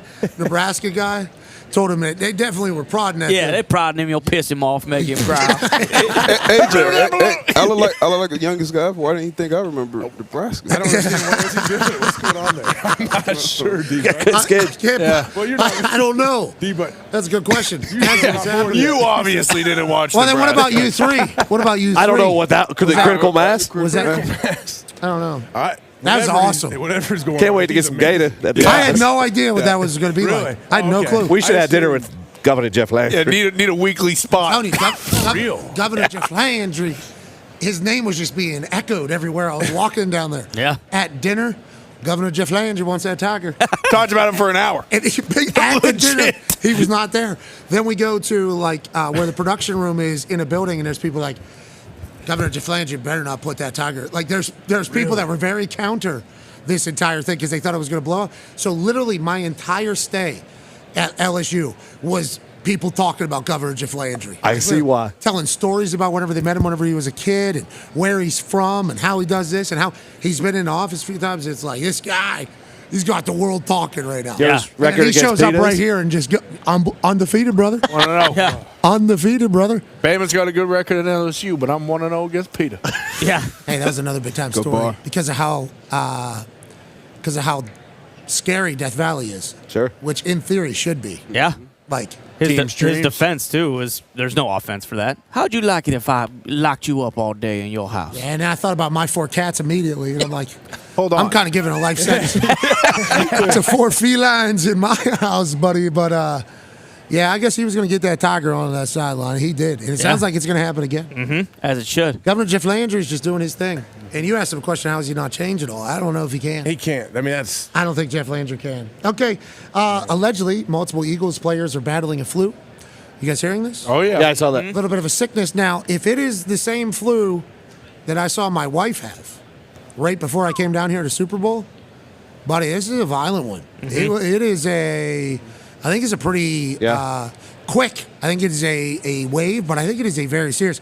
A lot of puking. Sure. They're saying it's a little work of voodoo. So I was asked about that last night on the street. We were walking through the street. You remember that? That was, yeah. Different kind. Popped out of nowhere. I was just stopped. I think it was Outkick. It was. I don't know who it was, but it was Outkick. It was a lady. Uh-huh. And she asked me, do you have a second? Like literally on the side of the street. So quick, boom. Microphone. Just got out a great dinner. Great dinner. So good. It was a great dinner. It was. Top to phenomenal. bottom. It really was. Yeah. Oh, yeah. Great old fashioned. Everything about it was great presentation, good food, good timing. Yeah. Steak was on fire. Had to get in. The steak was on fire. They had fire. They had fire on all the steaks right in front of our faces. So coming out of a great dinner, boom. How you feeling? Can we ask you a question? Sure. I mean, you're recording right now, so. 2 questions. We should definitely do that, yes. And then I was appreciative for the opportunity. She immediately brought up like voodoo happening. Uh-huh. Witchcraft. Yeah, That's. witchcraft. I mean, that's New Orleans. Tay voodoo. And that. I hadn't even thought of it. I hadn't even thought of that bit. Maybe. Chance. Maybe. And then I heard Travis Kelce the other day say that whenever Taylor did a show in Kansas City, she did some football throw in the middle of it, and then she counted to 3. So it's like the Tay voodoo. Oh, is that part of the? For a 3-peat as well. That would be kind of like the witch's coven. And then you listen to what the internet's saying about the voodoo that's already happening. Yeah. You have to wonder, are your Eagles bets safe? There's something afoot. Yeah, is there something working? What if the Eagles win? Then people would say that the refs weren't on their side all game, all season? They'll say Coop hit him with kind of a curveball wizard's magic. Oh. To counter. To counter, because he's the so witch. handsome. Exactly. Bradley Cooper's handsomeness, because he is a celebrity fan for the Philadelphia Eagles. Maybe sacrifices a Philly cheesesteak. Oh, there you go. From Danny and Coops. Bingo. From Danny and Coops. All right, ladies and gentlemen, joining us. We thought we were going to get a chance to talk to him a little bit earlier, but obviously he is the talk of any town that he is in because the way he talks, it lights up any town that he is in. Ladies and gentlemen, quarterback for the Browns and the Saints and the Tampa Bay Buccaneers and Florida State. Ladies and gentlemen, James Winston.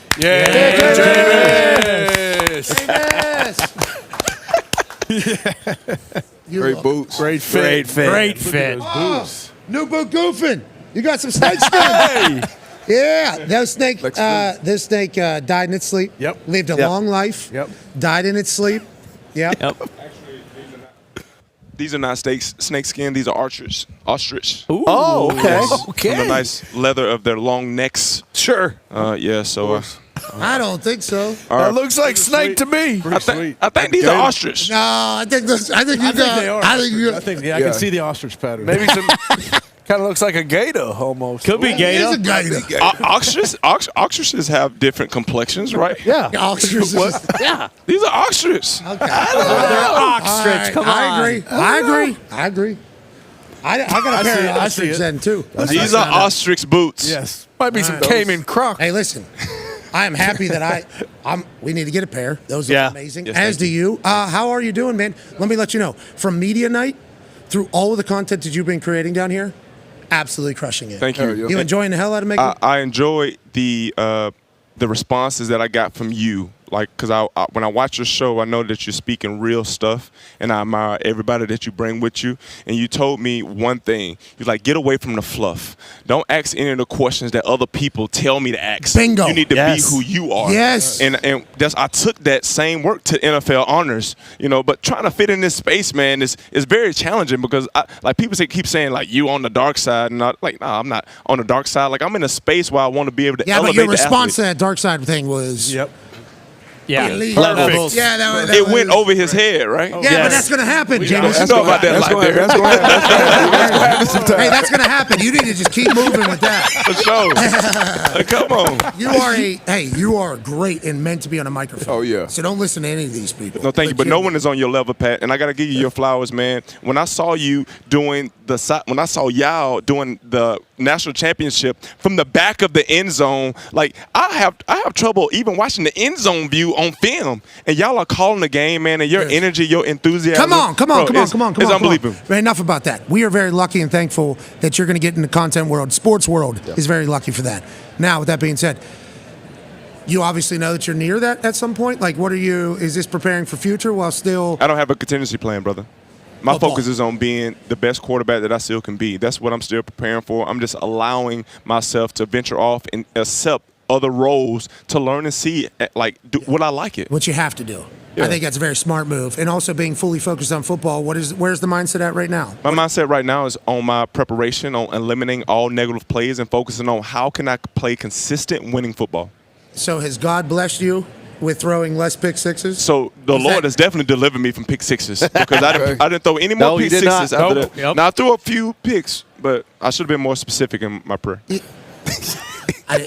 Yeah. Back to the Lock drawing it board. in. Absolutely. Lock it in. Every prayer can get better, you know what I mean? Yeah, every single one. AJ has a question for That's you. why you pray every day. Yes, absolutely. Absolutely. James, first off. Let's pray right now, actually. James, can you lead yeah, a prayer for us? Yeah, I can. Heavenly Father, we do not want to joke about you at all, Lord. We are so honored and grateful that we are able to be among each other, Lord. You have given us this moment now, and this is all that we have, God. Help us, please, to advance your kingdom as we move forward, Lord. I just pray for Pat and his team, Lord, that they just continue to give people the word of true sports, of experiences of a lifetime, Lord. But through that, Lord, they can find you in everything that they do, Lord. Bless us with a great voice, Lord. Lead us to the promised land, Lord. In Jesus' name I pray, amen. Amen. That was a good prayer. Thank you, James. That was a good prayer. Thank you, That James. was awesome. AJ has a question for you, So, post-prayer. James, obviously, I'm sure everybody's been asking about this game.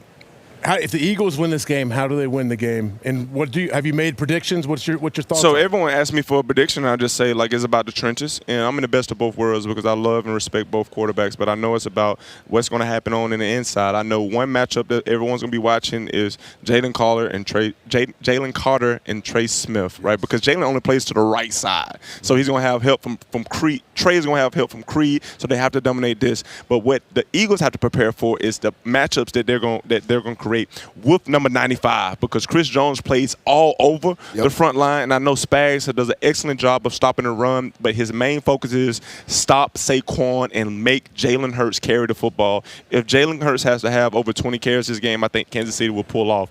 If Jalen Hurts in their RPO game is able to suck Spagnolia's defense in, but force them to give and have different things off that so they can attack the perimeter, because I think the Eagles have really won on the perimeter opposed to just running straight up the middle. Even when you see Saquon's long run, he's making a cut and then he's bouncing out to the outside and getting vertical after that. So if the Eagles can win vertical, they'll win a game. If Kansas City can stop the Eagles from I'm not even going to go there, from vertically penetrating them in the running game. Sucking up their vertically penetrating. The running game. And penetrate. But it's the best of both worlds for me. I love both of these quarterbacks. I love both of these head coaches. I love both of these teams. I think Vic Fangio's defense is very simple. They're going to populate people around everybody because they play mass zone coverage. I think that's tough for Kelce, who has an amazing ability to get open. But one thing about his defense, bunches and stacks expose them because they make a sky call where defenders are just going to zone spacing, and that allows Travis Kelce just to get open. To work underneath. Yes. Okay, so whenever they talk about Spags, they say he brings it a lot. He does. Is there blitzes now? How many years have you been in the league? I've been in the league 10 years. Okay, that's a long-ass time. It is. Congratulations. Thank you. Not easy at all.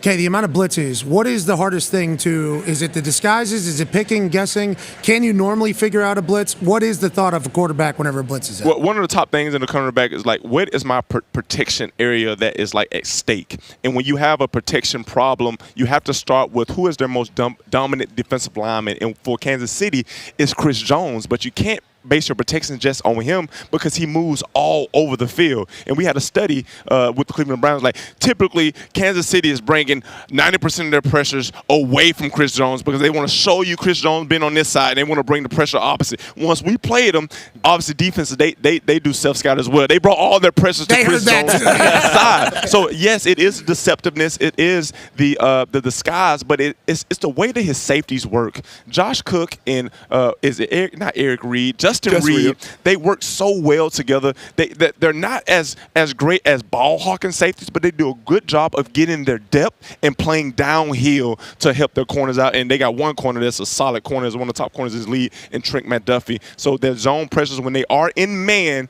he typically locks somebody up. So I'm going to be curious to see the one-on-one matchup between him and A.J. Brown and Devonta Smith. D-Butch has a question for you. Outstanding, phenomenal answers. Yes. Hey, that's really good football. Wouldn't expect That's a prayer's answer right there. Wouldn't That's expect good voice. anything less. But you talked about, being in the league 10 years, and you also said earlier in the conversation about accepting different roles.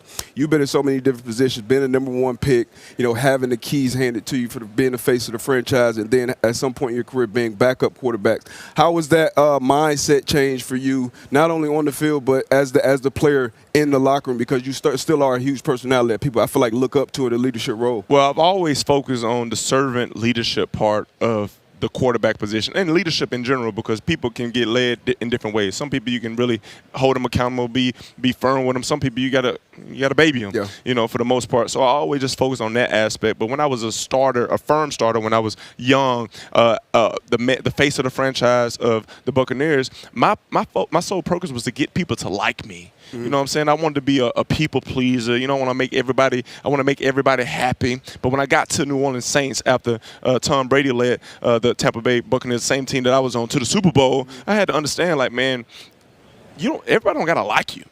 You just got to win games. And that's one thing that Sean Payton taught me in New Orleans. But seeing Drew Brees and Sean Payton have the continuity to really put a plan together, to argue about certain things, but at the end of the day, come up with something like, how can we best win this game? Not, Jameis, are you going to throw for 400 yards and 5 touchdowns to win the game for us? But is the special teams going to win this game for us? Is the defense going to have to get a big turnover for us? Like, what is required for us to win every game individually? And I think that's how I grew in terms of knowing the quarterback position. But in terms of service, I've always wanted to serve my players to the best of my abilities. So when I became that backup quarterback per se, because that was my role, I wanted to ensure, like, just like specialists and quarterbacks are on the same team, because only one of us out there. Yeah. It's only one of us out there. So we have to exert all of our energy to helping that one person be his best. And that's why, honestly, Cleveland Browns was so peaceful for me, because this was the first time that I was able to be the veteran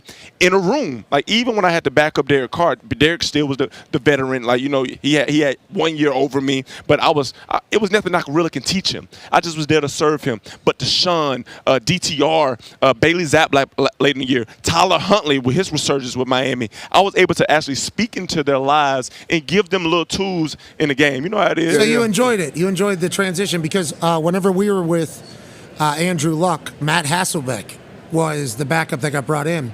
And he said he had to have a conversation with himself like, hey, all right, my time's up. I can give back here with this guy, or I can be a guy who still tries to get a starting role somewhere, starting quarterback somewhere. And he said he came at peace or whatever with being Andrew Luck's backup and everything like that. Have you had to have that conversation? Because you said backup role was there, or do you think you still have starting football years left? I know I'm one of the Because I think best. you played. I think you played starting football. No, right? I know I'm one of the best 32 quarterbacks in this world. Okay. And no one can take that away from me. But I do whatever's required, right? And what I want for myself, I want for everyone. So when someone else is in that role, like late in the season when Kevin Stefanski turned it over to Dorian Thompson Robinson, man, I'm his biggest fan because I know the importance of week to week. I just want to win. That's all I want. It's not the stardom. It's not the fame. Obviously, I want to be the team's quarterback, like because that's what I think it's required for me because I want to feel that. You know what I'm saying? But I just want to win. So any way I can help, any way I can serve, anything I can do to play more consistently to win, I'm going to do that. Yeah. Hell yeah, Jameis. Yes. Let's go, Jameis. Love it.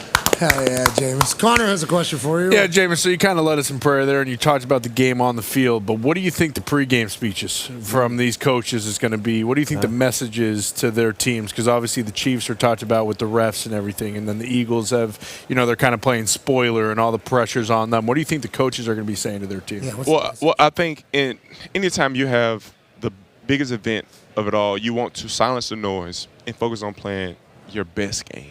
Like, so the coaches are telling them, like, hey, guys, like, let's focus on being our very best for this last game. Like, we don't have another game this year. So why not show up right here, right now, in the biggest moment of them all, with everybody watching you, and play the best version of yourself today? Hell yeah. I like that. Hey, those moments that they started catching with you when you were running this year, it's not about the lights. It's not about the cameras. Not about the action. Actually, it is about hold that. It was awesome. That was great. It was such a moment. Every week we were looking forward to hearing you.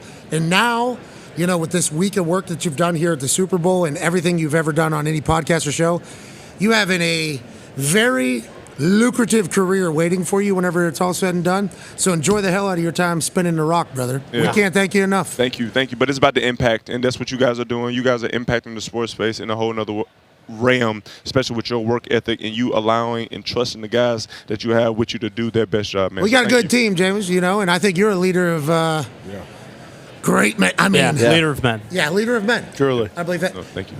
This cardigan. Cardigan, yes. It's cardigan? Ostrich, too. Yeah, that looks awesome. I'm going to have to check my salads on it because if these not ostrich, I'm deeper than man. Now, so what's going on? I ain't going to say they snake. I'm going to say they gator,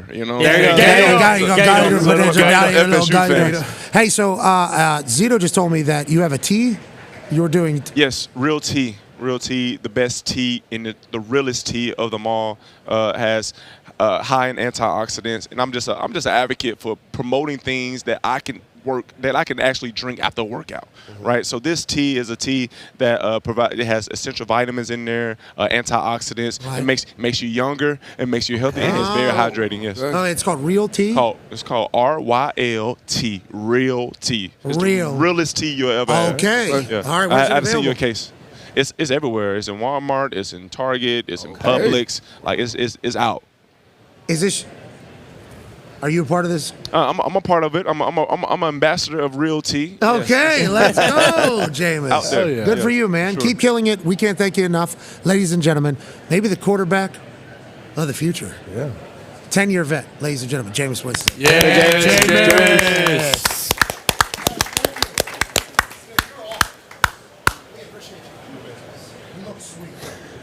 Thank you, Jameis. Yeah, it's good dap. Look, Clean dap. Have to. Good cardigan. Yeah. Good cardigan. Thank you. Look great. Great cardigan. Yeah. Appreciate you. That's ostrich. You're right. It's ostrich. Hey, you look awesome. Ostrich. Ostrich. Yeah, it is. It is. You're good. It's not. That's snakeskin, I think. Yeah, it's got to be a lizard. Pat and I own a lot of boots. The ostrich is the ones that have like the little bumps on them. Duh. Welcome back, AQ Show. Hey, AQ. She's trying to make you feel comfortable. I'm 100% sure there's a snake. I think for everything that I've learned, That thing. I was giving him an He's excuse about the snake dying in his sleep, right? Remember, lived a long life. You didn't kill that snake for those boots. That thing had a great life. This is an ostrich. All right. What a leader. It's all about the trenches. Yeah, he did. Yeah, but you don't believe you that. don't believe that. So You don't believe that. Well, when we get to the picks, we'll see. All right, so Chiefs got the You're Eagles. back on the wagon. We will see what we believe. You're back on the wagon. Good for you. AQ, what have you taken away from today's program thus far? Anything important? The governor's awesome. Jameis was awesome. I forgot about the governor. Yeah, he was I completely forgot about the governor. He was best. He was right over here. How about the Ari? Two Stadies? Ari Emanuel was Yeah, here. pretty cool. His pants were perfect. Yeah, and then you see, Top of the yeah. line. I mean, that guy every single day, same life, same. No, doesn't matter where he is. We're rolling. We're in a cold tub. We're in a hot tub. We're in an infrared sauna. Oh, he's rolling? Dude, yeah, he's rolling on a ball. That ball. Oh, I thought you meant like rolling like jiu-jitsu. Maybe he might be. I mean, probably. I mean, that would make a lot of They've been sense. like if that was the Molly. case. It has been a big day. Dan Marino. Holy Miami hell. needs to get more Pittsburgh guys. That's what I gathered. Yeah. Tougher. And with that being said, ladies and gentlemen, final guest of this particular hour. A man who has a Sphere show coming to Las Vegas. A man who has hosted so many summer parties. His name is synonymous with the season. Ladies and gentlemen, Kenny Chesney. Holy hell. Nation, baby. Wow. Holy Kenny, shit. good to see you. Jays, too. Kenny Chesney. What's up, Kenny? How are you? Holy hell. Kenny. Always. Damn. Thank you for coming. Kenny Chesney's here. The GOAT. Holy shit. The GOAT. There you go, Kenny. Holy hell. Kenny Chesney's here. Look how jacked you are. It's that time of year. Hey, good to see you, Kenny. Good to see you guys. Kenny. Okay, Kenny. The Sphere announcement is gigantic. And we obviously have all gone to Kenny Chesney concerts across, cities across America every single summer. Your name, I've told you this numerous times, being synonymous with summer is just like such a cool thing. Jimmy Buffett had it for a very long time. Feels like you are the one that's bringing the summer festival from town to town. Now you're doing the Sphere here. Yeah. And how excited are you for that? And what's that going to look like? Well, I'm very excited just because it's new. We've been out there a while, and for the people that have come to our shows over the years and lived with this music for a while, they're going to get to experience it in a completely different state of consciousness. I mean, it's crazy, and we're looking forward to it. We're in rehearsals right now. We are creating content as we speak, and it's not going to be long till we start 2-a-day practices, if you know what I mean. Yeah, I like that. We're close. Oh, the boys will fall. Yeah, we're close. Boys will fall. AJ has a question for you, Kenny. Kenny, do you? I watch these artists run on treadmills and sing. I assume you've done that at a time. Do you ever do that getting ready for a tour? Yeah, I mean, when it gets close. Really? Because I just get my lungs ready. It's one thing. If I just stood still, look, my mom has video footage of me in my grandmother's kitchen as a child listening to music, and I just move. Oh, yeah. So that's just the way it is. So when you got the band I got, and you go up there on stage and you feel all that energy on stage, it's insane about how much it takes of me lung capacity to do my show. Yeah, but your actions are leading everybody else out there too. Because when you're sweating your ass off, everybody else. With the Sphere though, will you be able to move? The stage feels. I guess we were up high, but like, can you move like you want to? It's a version of what we do. It's not the same thing as because when we're in a stadium, it goes a long way, and I'm going back and forth all night. But hell yeah, gassers. That's right, baby. Running gassers. Suicides, whatever they call it. Yeah. But in Sphere, it's going to be a smaller version of it. But yeah, I've got my space. Okay. And we'll see. We're in rehearsals, like I said now, but we won't really know till we get in there. Yeah. So that's going to be sometime in May when we start rehearsals. I can't wait for the experience. Thank you, man. Yes. Yeah. You said a different stream of consciousness. I've only been in the Sphere in one particular consciousness. And I think for your concert, it's going to be the right one to be in. So I can't wait to experience it. We're looking forward to it. D-Butt has a question we for were you. in there. We had an experience. We won't say what performer or performers it was, but some of the guys were disappointed with some of the songs that they played. With the catalog you have of so many bangers, how do you pick what's going to be on the track list and what city or what performance? Well, I think that you can ask anybody in my road family. We're not a big believer. Well, we will do some songs just because of the space that we don't normally do, like in a stadium environment, just because of the way it's built, and we can. It's more of an experience than it is an energy thing. But that being said, I've never been one to do a bunch of deep cuts. Because when you start doing deep cuts, everybody starts checking their phones. They got time. You got Bono's number? You should tell that to It was you too. I'll let you know it was you too. I didn't say that. We are telling you. We are telling you. And we assume it would have been a great show if they would have played all their hits. I think who's a hey, I like U2's music. There's a couple songs I certainly love. Same way. But like whenever I went there, it was just all. I think it was for like their people, like super their people. But it was Super Bowl week, so it was like a lot of people were in town. Right. Nonetheless, I didn't know any of the songs, but I thought the Sphere was very cool, if you will. Yeah, I'm excited to see how much you. And then there's like rattling and shit that's happening through it all. Yeah, there's a lot going on, but still, I mean, people still when they come to your show, I mean, they want to hear the music they live with. That's that for me. When I go see somebody's show, which has been a while, but when I go see, let's say if I go see Bruce Springsteen, Sure. I want to hear Born to Run. I want to hear it. Yep. Have to. So, and I would be disappointed if I didn't. Well, you know, when I go, I want to hear my tractor. She thinks my tractor sexy. Do you have to hear that one? We're talking about that again, aren't we? Okay, sorry, we're talking sorry about we had to bring that back Yeah, up. that's okay. Tone has a question for you, Ken. Yeah, when we were in the Sphere the first time, like it's a lot. Did you go and like scout and see other people's shows in there to know like its capabilities and stuff? I haven't seen a show there, but when we've been planning to do this since last April, even before we did last year's tour. But I went to see about 30 minutes of U2's set that they had it filmed, and it was as if they were really there. Yeah.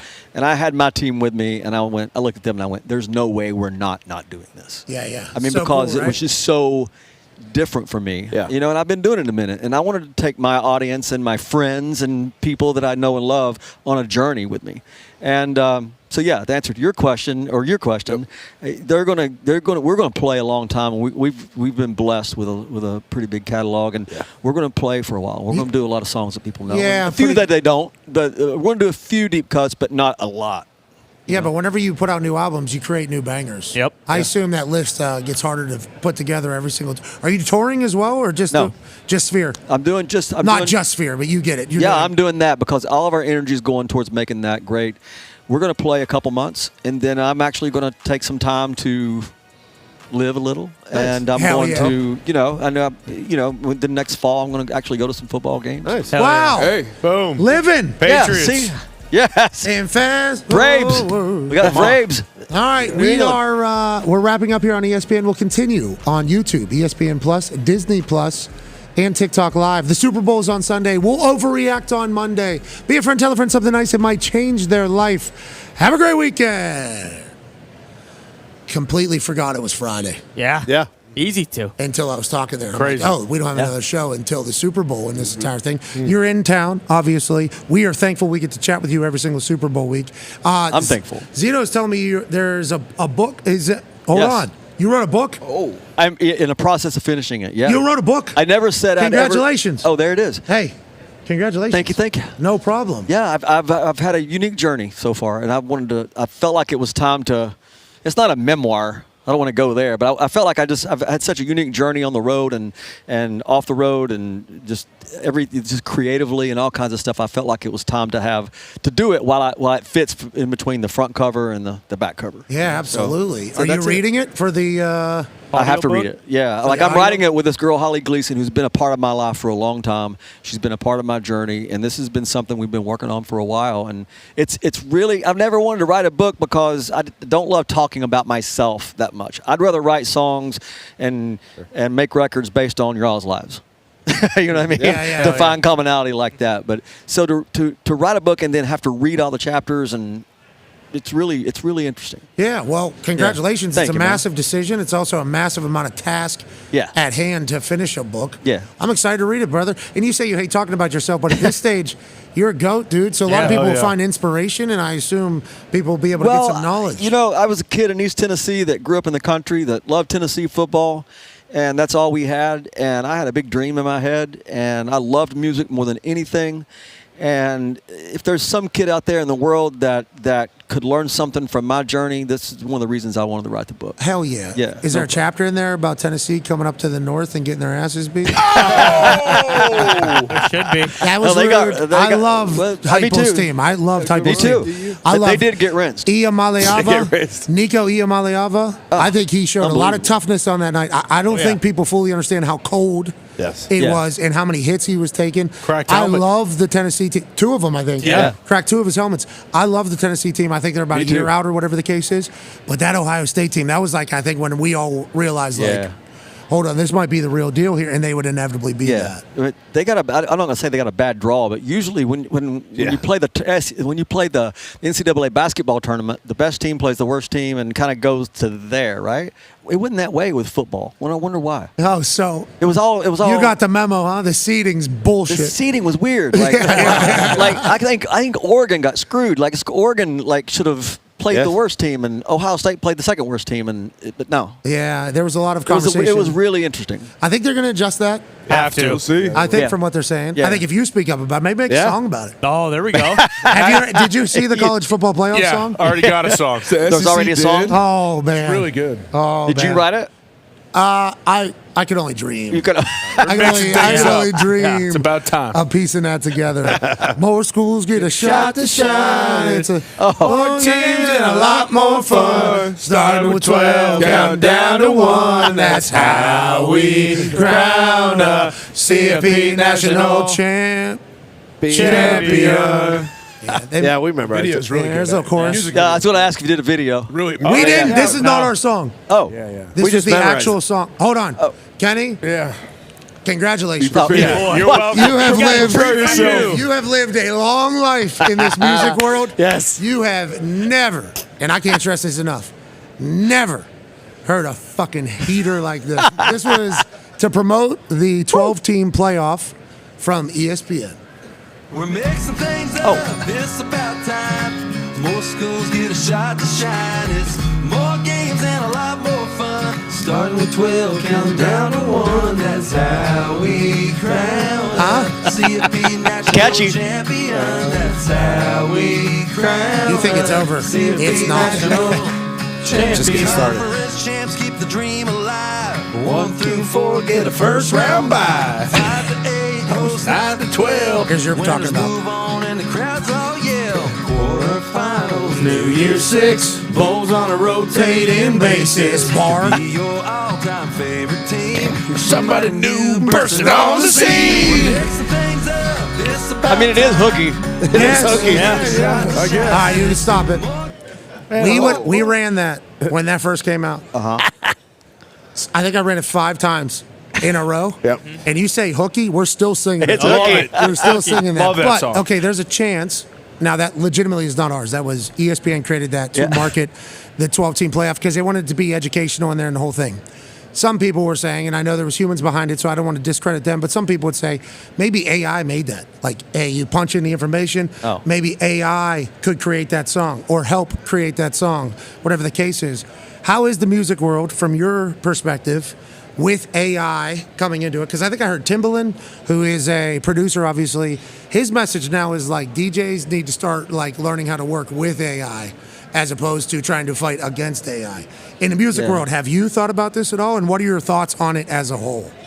Well, I think it's a big change, right? It's a big change, and I think it's a slippery slope. Okay. Honestly.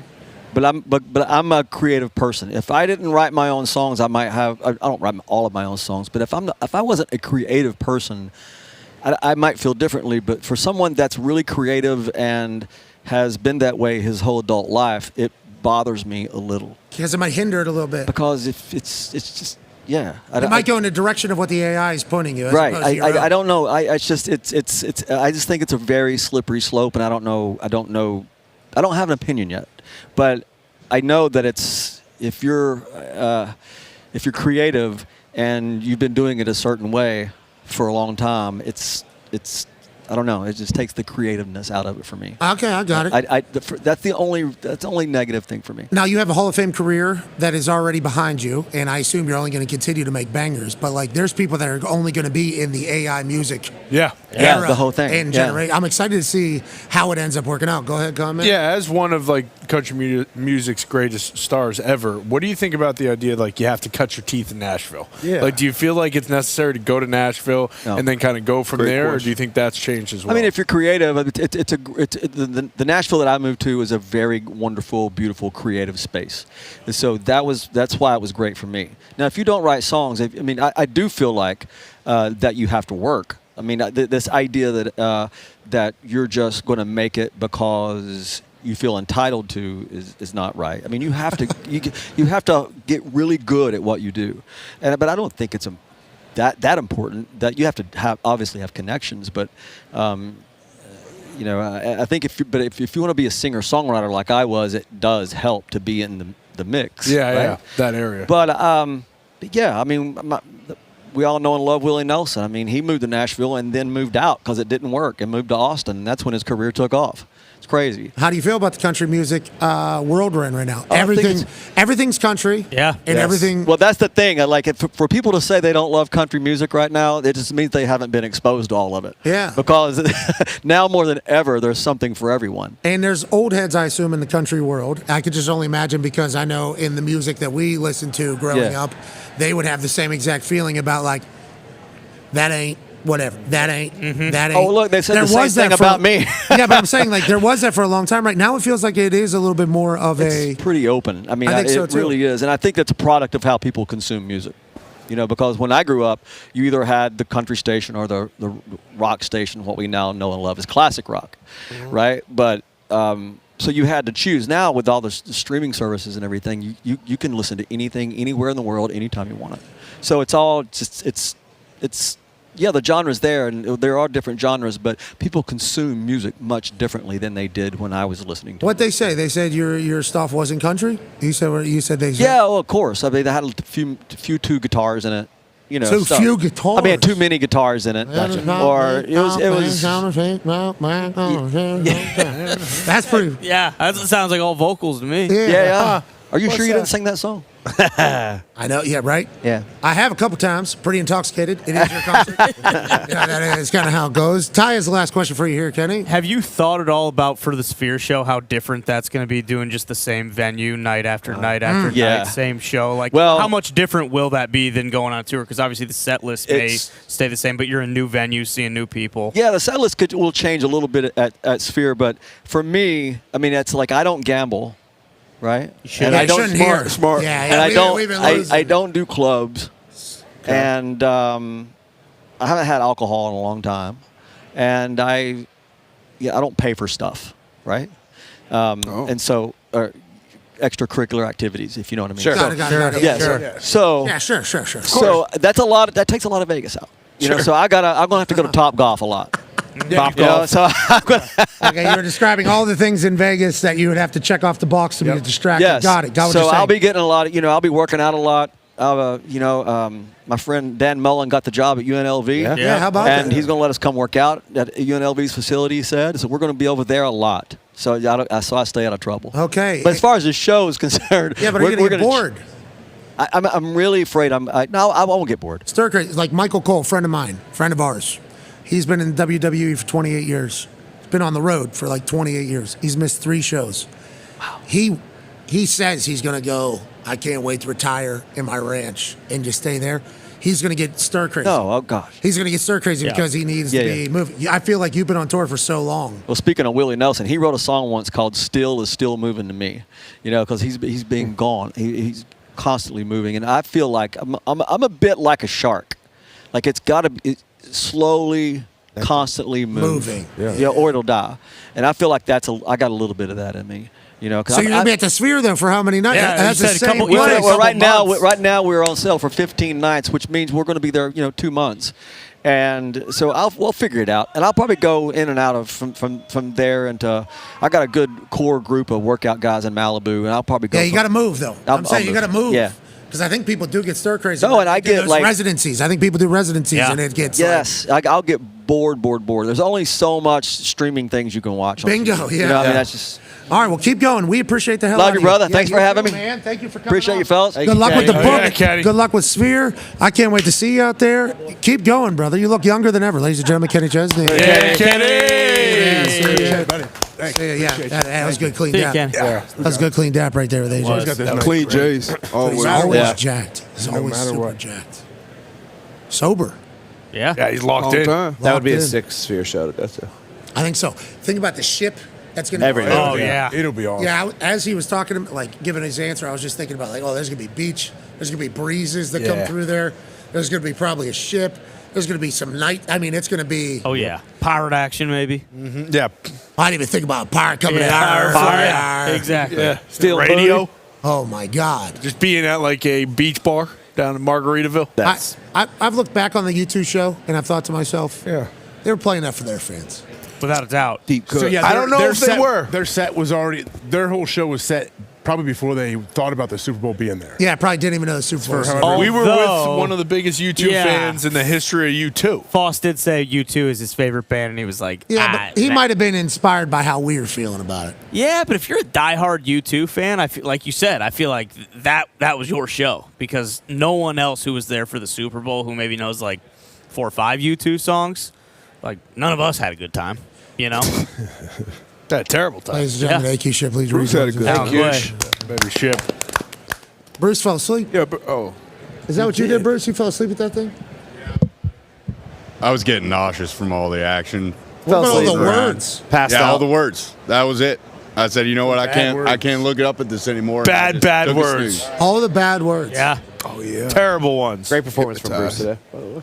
What do you do today? What do you mean? His announcement. 5 minutes. Oh, yeah. All time. Hey, I'm proud of you. Thank you. Appreciate it. Great season, boys. But I will say, just like Nick Saban said, you can't change anything going into the biggest game because if you could do something better, why didn't you do it at the beginning of the season? Mm-hmm. Sure. Could have been a better year. Now that we know what's possible with the 5 minute, did you see today? Oh, yeah. Fucking hit the drum. Yeah. All time. It's crazy. Guess we got to get a drum, though. Did a full spit. Oh, you have to. Yeah. Oh, yeah. Oh, my. Full presentation. Yeah. His state. That was great work, Bruce. Proud of you. Oh, yeah. We still got a big overreaction Monday. We'll be bringing it. Gotta bring it. Still bring it. Anthony Still bring Calhoun walking by, Indianapolis sports news legend. AC.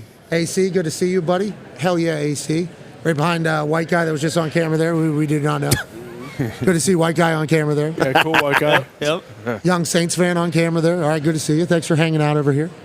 All right, we're going to take a break. AQ, what did you learn there from... I mean, the fact that he's sober is kind of crazy going to Vegas. That's quite the temptation.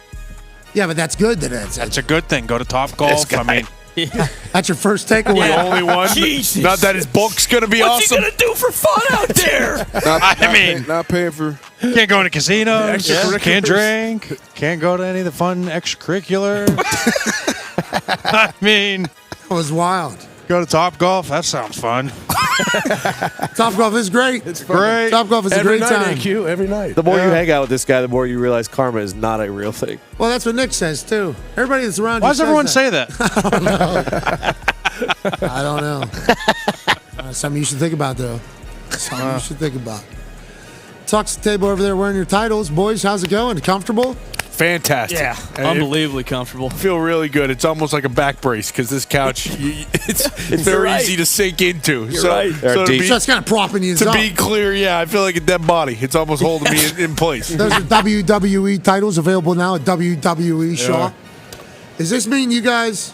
I don't know. Maybe you can read into it how you'd like. There's a chance. I mean, I've switched twice since this show started. Really? Yeah, dead serious. Me too. We've all done that. How about after Jameis does his thing? It's like, Man, yeah. I So I'm need to saying. take that into consideration. He broke the game down incredibly. Yeah, the bunch that the Chiefs can do, Stack that bunch. the Eagles. And Travis can... Yeah, Boom. that, on Wide their open. knees. just He's Check sitting in Sky. that zone, mass zone. Sky. Good shit. You know the check? D-Bud does it. yeah. Yeah, what was that all D-Bud about? a couple times. What? Why were you guys doing that to us? You and my guy. Jameis? That's my guy. You know. That's my guy, too. No, because he's a DB. He knows the Sky. I mean, Sky Jeff Cloud. Landry just said, "Hey, you guys remember Nebraska? Not fuck you." But. You know? I did have it right here. Where to get the best gator? My house. I'll send you some. Come on over. Governor and Mrs. Governor, First Lady, make the best gator in town. Fried gator, grilled gator. Fresh gator. Don't really matter what kind of gator. You need to come hunting for gator with me. Could you imagine going out with Governor Jeff Lane? No, it's a dream. It's a dream. Add it to the list. So one of those fan boats? Yeah. Has to be. Can you imagine? Yeah, and it says Jeff Landry He's wearing the, on the side. the full boot. We're definitely coveralls. flanked by Stadies, too. Oh, Yeah, yeah. and he's blasted music. Oh, my God. Because of how loud that fan is. That's going to have to be so loud. So loud. No way, because the gators will hear it. No, he's probably playing Gator music. Yeah. To bring him in. What are they? Because Florida Gators, they listen to Tom Petty, right? They do. Yeah. So is that what the guy I think does? most Gators do. Tom Petty. That's a good, when they sing down there. Yeah, Great. sweet. That's a good, all of these colleges have sweet things. Yeah, They do. LSU is the most It's the best. wild Yeah, it is. by far. But after hearing Governor Jeff Landry, I can see that, that it fits in. If I don't do the chant, I'm disrespecting this place. Exactly. Because there's a lot of conversations about how many times I led a couple thousand people into saying something on TV. It's like, hey, I don't create the tradition. We're trying to experience it, right? Yeah. Do it. I want to tell you they're in on it. Yeah, they are. This is their thing. They would like to win, though, again, LSU. Yeah. Oh, yeah. How about the Saints? All we're talking about with the Saints is like they're just set up for a couple years worth of. Yeah. Failure. Shite. Kelly Moe, though. Sean Payton was able to do with some shite setup. He was. Need a quarterback. Bad. Need a quarterback. What else did we learn today? Ari's like, the Bears got us help now, huh? Yeah. Oh, He yeah. knows Yeah, about, we he knows learned about their tax he's buying the situation. Bears. That's what I He's learned. definitely. What do you guys think? I'm hearing 8 to 10 billion. Yeah. There's He's a got tax group. situation, though. There's a tax situation. Unless Definitely. they design the will. Dude, he is always, every conversation with him is, I already know. And then he hangs up. And then I'll get a call back with the person on the other side. I'll be like, hey, I think there's an opportunity for, you are so smart, aren't you? Hold on. Actually chime somebody in. Could be anybody. Anybody you've ever heard of. What was I telling you? Tell them. Please. This is on a FaceTime with 2 faces of people. And then they lay out about, and. He's on the bottom of the screen telling them. They lay it up and he goes, I fucking know everything. Okay? Just let me do my shit. I'm like, maybe, all right. And then we hang up. He's awesome. That was another thing I learned, like, when he started going down some of his clients. Larry David. Everybody. Like, Seth MacFarlane. Scorsese does what Scorsese wants. Tyler Perry. Yeah.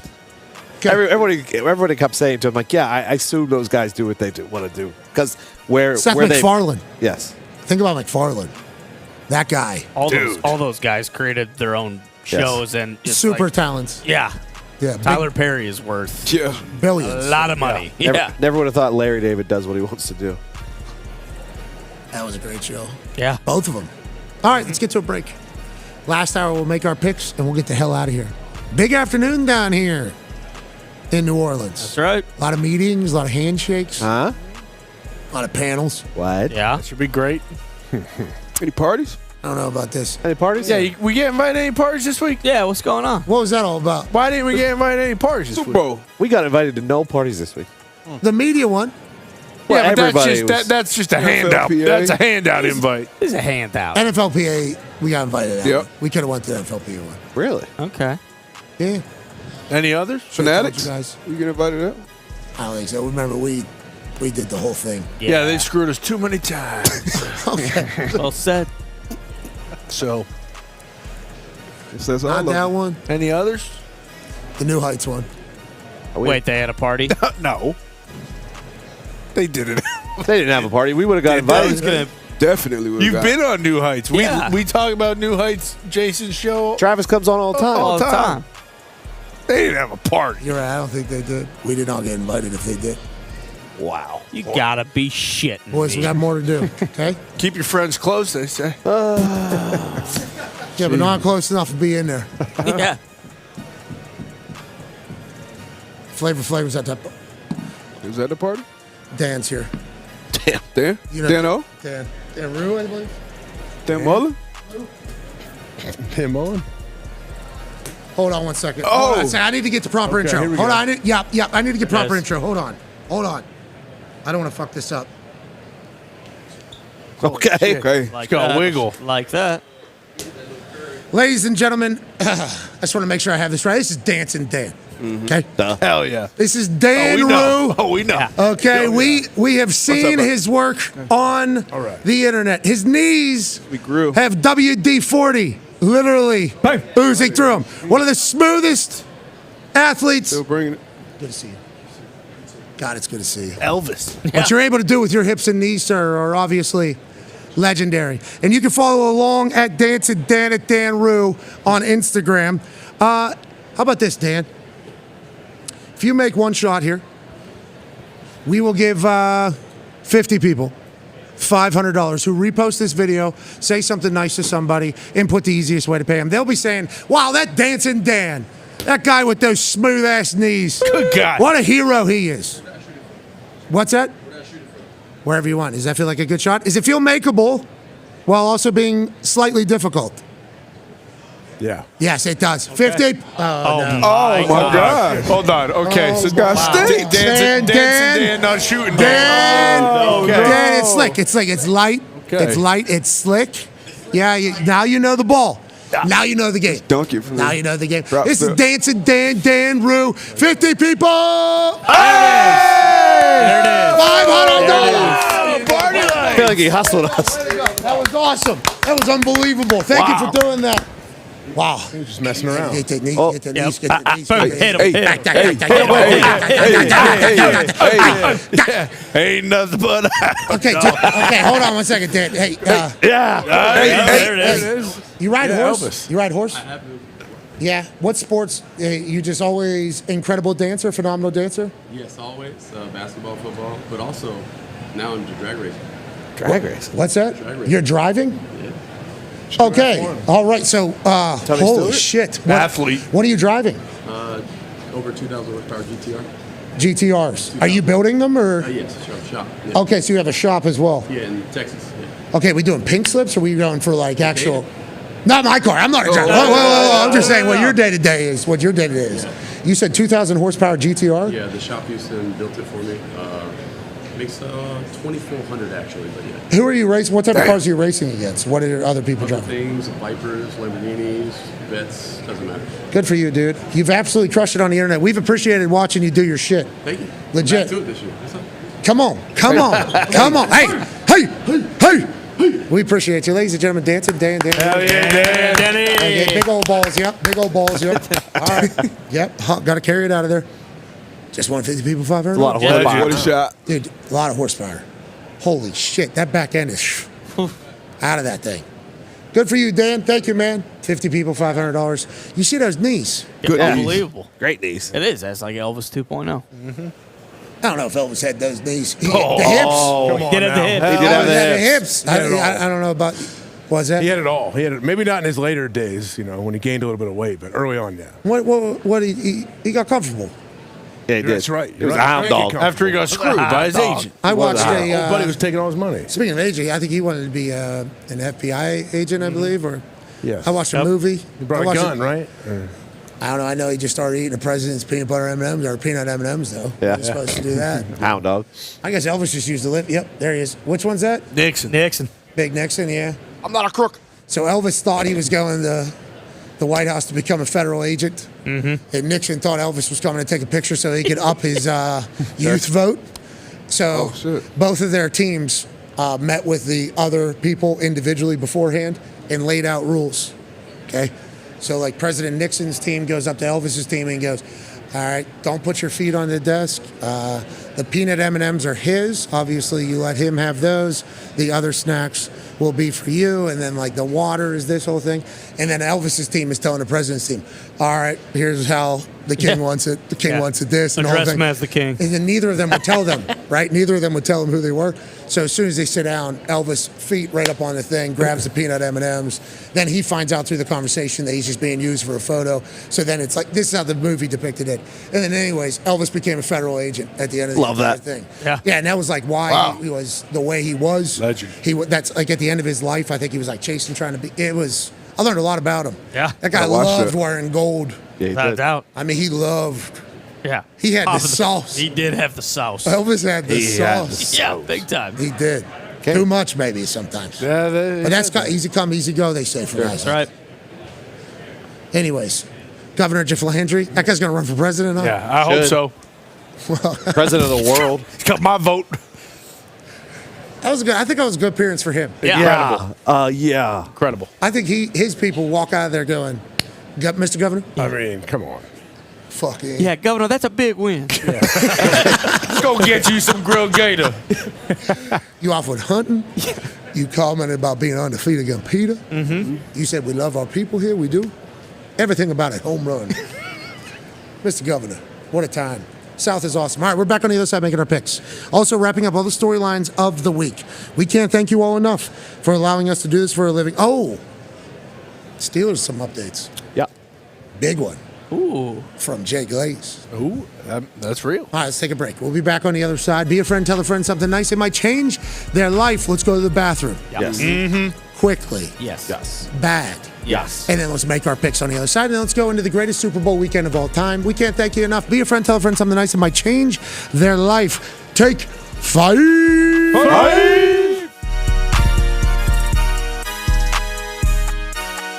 Well, nonetheless, as of February 1st, Pat McAfee is officially a contributor with WWE.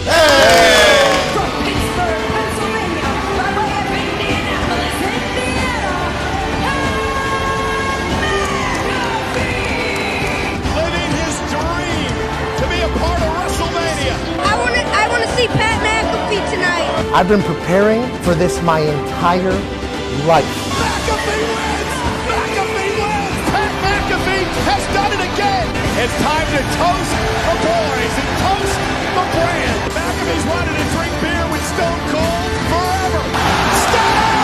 Stunner! There was a point in my life, all I could think about doing was professional wrestling.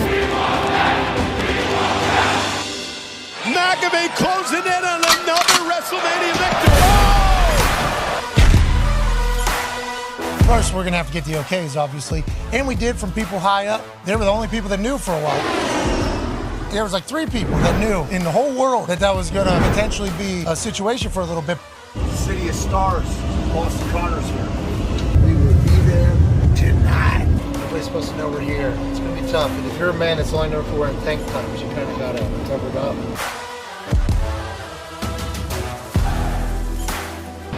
I didn't see him.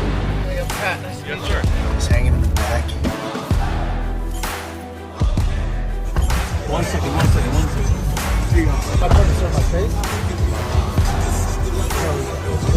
I feel shit. Who's on the be in here? Nobody. This is you until you go out. Come on, dude. Let's go and take a look around. There's some bunk beds there. You know, there's a shitter and a shower here in the back. He sat in that bus 6, 7, 8 hours, 9, 10 hours. I'm coming down that thing. Holy fuck, what a view that's gonna be. Hell yeah. Look at all those fucking people that are gonna be there. Just waiting, for an opportunity to potentially have a WrestleMania moment. It's ridiculous. This is awesome. WWE is just like the best at operating. They take care of the non-obvious. So we're very thankful to be here. And tonight should be fucking sick. Hell yeah. I think there's like 3 people that know I'm here. Are we not supposed to come in here? No, yeah. All right. 4 now. Look at you. Won't fucking say a word. I'll see you at SoFi. You going to be in LA?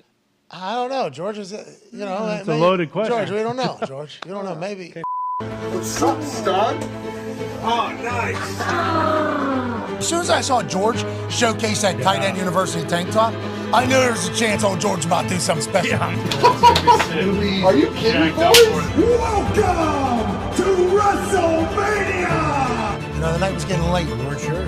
We didn't know if a moment was going to pop up where maybe my services could be utilized. I haven't been in a ring since SummerSlam. Okay, like not even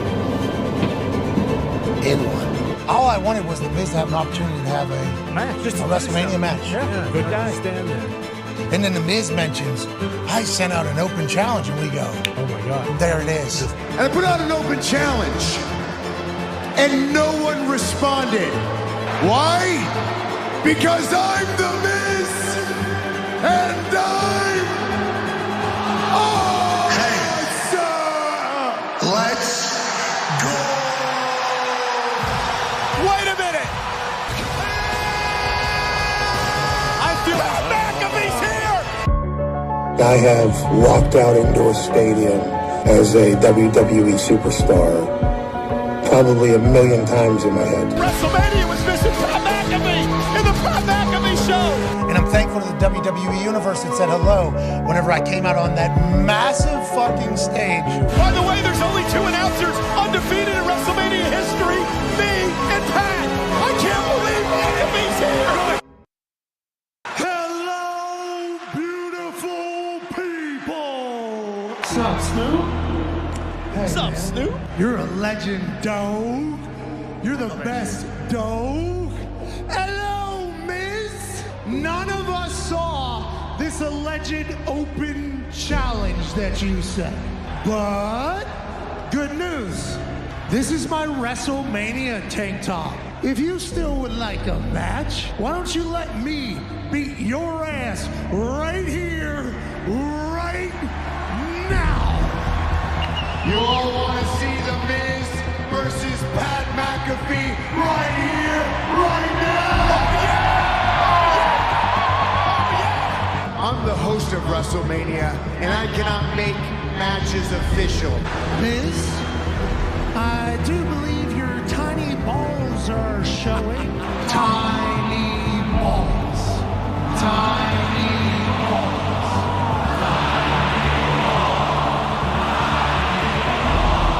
Baby meat as well. There's 80,497 people here. Somebody has to be able to make a match official somewhere. I am the dog father and the host of WrestleMania, so I feel like I could make that match happen. Right now, we got a ref, we got you, Let's get cracking. I'm out. Let's go.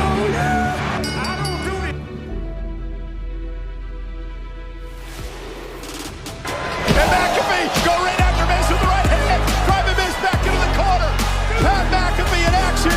This is a blatant sneak attack. He takes his duties as host of WrestleMania. Oh yes, Mindbuster! Derelict shows up, and you check out his tank top though. He's got sparkles on it. You're behind this, aren't you? But no, I had no idea.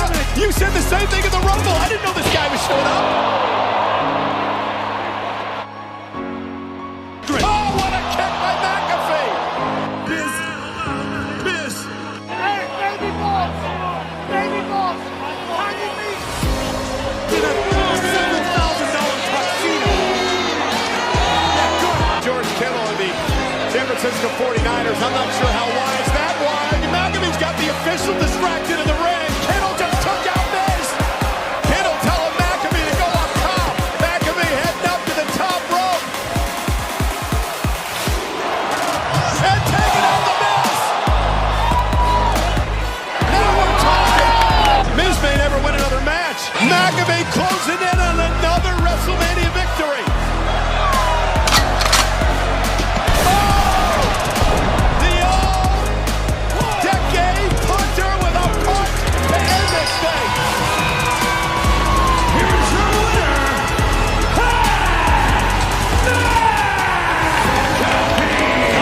Pat McAfee. A surprise here tonight at WrestleMania Goes Hollywood.